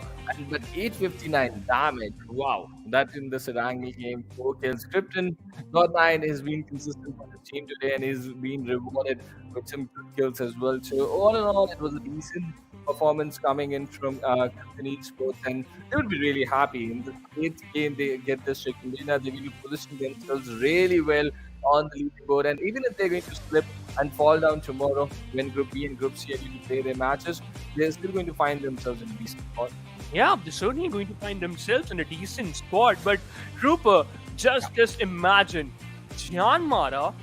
Right now, they are holding the first position for a bit so long, from so long time. Right now, the important part is they haven't secured a single chicken dinner. The question is for how long they can stay on top without securing a single chicken dinner. What do you think? Well, up till the point they are on the podium without a chicken dinner, things are working for them. I'm completely okay. But yes, they're making back-to-back appearances inside the final circle, and Susan making an appearance here with Gunner inside the top players once again. So things are working for them, and they've got 3 players from Krypton inside the top 5 for this game. So it's a decent amount of damage that they have dished out, right? Look at that, 848 for Yeah. Susan, and Gunner has got 702. So they're getting good points, they're getting good kill points for themselves. But yes, the chicken dinner is important. But if you can be that consistent, I don't think the chicken dinner is going to matter. If you're going to make such good, if you're going to win fights like teams against Team Elementrix in that manner, and the way they eliminated Leader Esports and Sanhok as well, they're showing what they're made of, and it's a really good game in all for JyanMaara once again. But Vivek getting the highest kills from this game, God getting the highest damage here, and underrated rookies getting the most frequently used award, and that is 20. Now that's a really high number. That's certainly really high number, but let's talk about the match ranking. Krypton Esports with total 30 points onto their name. JyanMaara 22 secured by this team. Raw on the third with 13. Hellraisers heavily dependent on those placement points. 8 placement points, and that is their total points number. Frozen Phoenix and DE Gangster, both the teams secured 7 total points, 1 kill, 1 placement point, and 6 kill points. Elementrix also secured 7. So as Ekta Esports. Now, YM Esports also secured 7. So, what? 5 total teams secured 7 total points. Well, yes, and that is going to add on to the tally, really important. But just Leader Esports, look at that. They've got 5 kills with 1 placement point. It really feels bad for Leader Esports out there. And if they're going to listen to this, this is really important, right? I can see a very strong IGL presence inside Leader Esports. He's keeping the unit together. He's making sure everyone is listening to him and they're sticking together. But you really got to deploy those strategies of a flank position. You really got to understand when to deploy your players in a 2-2 split as well. And if you're not going to just try those things, let's look at here. If they had more players in a different situation, this fight could have gone completely differently. You got to play that surprise factor, and Leader Esports sort of missing out on some basic tricks. But I can understand if the new team getting a good opportunity at this level, they just want to make sure they land inside the top 15. But just playing that passive might be hurt you. So just if you're watching this, just make sure to come back with some different strategies as well, and try to use them inside the game, inside fights, and gather that confidence and just deliver it in the matches if you can. But this is the moment when Krypton, they sort of just deployed. And look at this. This is a split that they executed, right? Inkus did his job. He pinned down JyanMaara completely. He got the 2 players down. The other 3 players went in for a push, and then with that open run, they just pinned down JyanMaara completely. So that is the important thing. But they cannot pin down JyanMaara inside the overall ranking. Look at that. 78 kills by far, leading almost double numbers. Amazing numbers for JyanMaara. They're playing an amazing game of PUBG Mobile over here. 140 points in just 2 matches. 148 matches. That's the point. That is going to be the headline for the day, Trooper. And look at that. They have a huge lead against the GANGSTERS, which are situated at the 2nd position. But as I was just talking about Leader Esports, now they are at the 8th position. Yes. Yeah, so passiveness as well as the passive gameplay is sometimes over aggressive. It's just working out their favor. But as you were talking about, that sometimes if you find an opening, the procedure is to rush in. It's gonna work out. Like, the chances are there that it might backfire, but you have to trust the process. It's like team on 40. Yes, Joseph. I really like the wordplay over there. But underrated rookies is behind them. That is the 15th and the important spot, because there's going to be line drawn below the hashtag 15 mark in this region of Nepal, and they are not going to be part of the region finale. So if you're there right now, you really got to figure out why and make sure to come back really hard tomorrow. And if you've completed 8 matches and you're still behind that hashtag 15 mark, so you just got 4 more opportunities. So you got to come all guns blazing when you get those matches to play. But look at where Frozen Phoenix are with 8 matches. SOLTI squad also not looking that good. I'm surprised. The Strangers, 8 matches, 18 points. Wow. So how is this even possible? There's an amazing team. What an amazing squad they are. It is possible, but I totally agree with that point, right? It is an amazing team, but sometimes your stars never, sometimes your stars never, Ah, worked out in your favor. Those constellations just looking out for you. And let's talk about kill leaders. No fear on the top with 28 kills, just out 4,124 damage. Hype Ryu on second, just out 3,801 with 21 kills. Now the difference is quite a lot between No Fear and Ryu. well, the difference certainly is quite large, and Lope is playing this game on a different level completely, and I'm really impressed Yeah. with him what he's doing. But uh, saying that, look at Gunner, look at Gunner's damage, right? 4229. He's got more damage than No Fear over there, and the team of Yeah. JyanMaara, they're playing an amazing game altogether.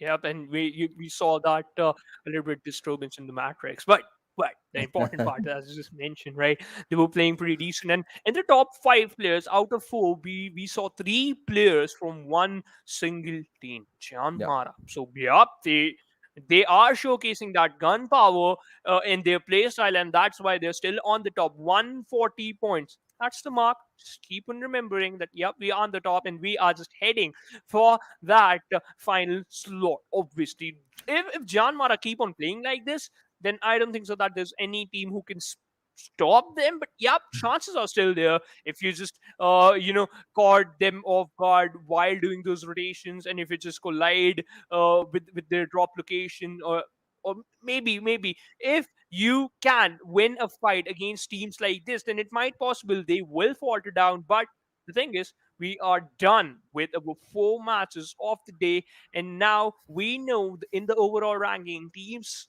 they are performing well. Some of the teams who were at a bad position now they are also stepping up. So Group A and Group D, these two groups, the teams from these two particular groups completed their 8 matches. Now they're just left with only four, and we take an exit and we go on a break. Basically, this is going to be the end of the stream. We'll meet you tomorrow. Till then, stay safe, stay sanitized, and take care. Good night.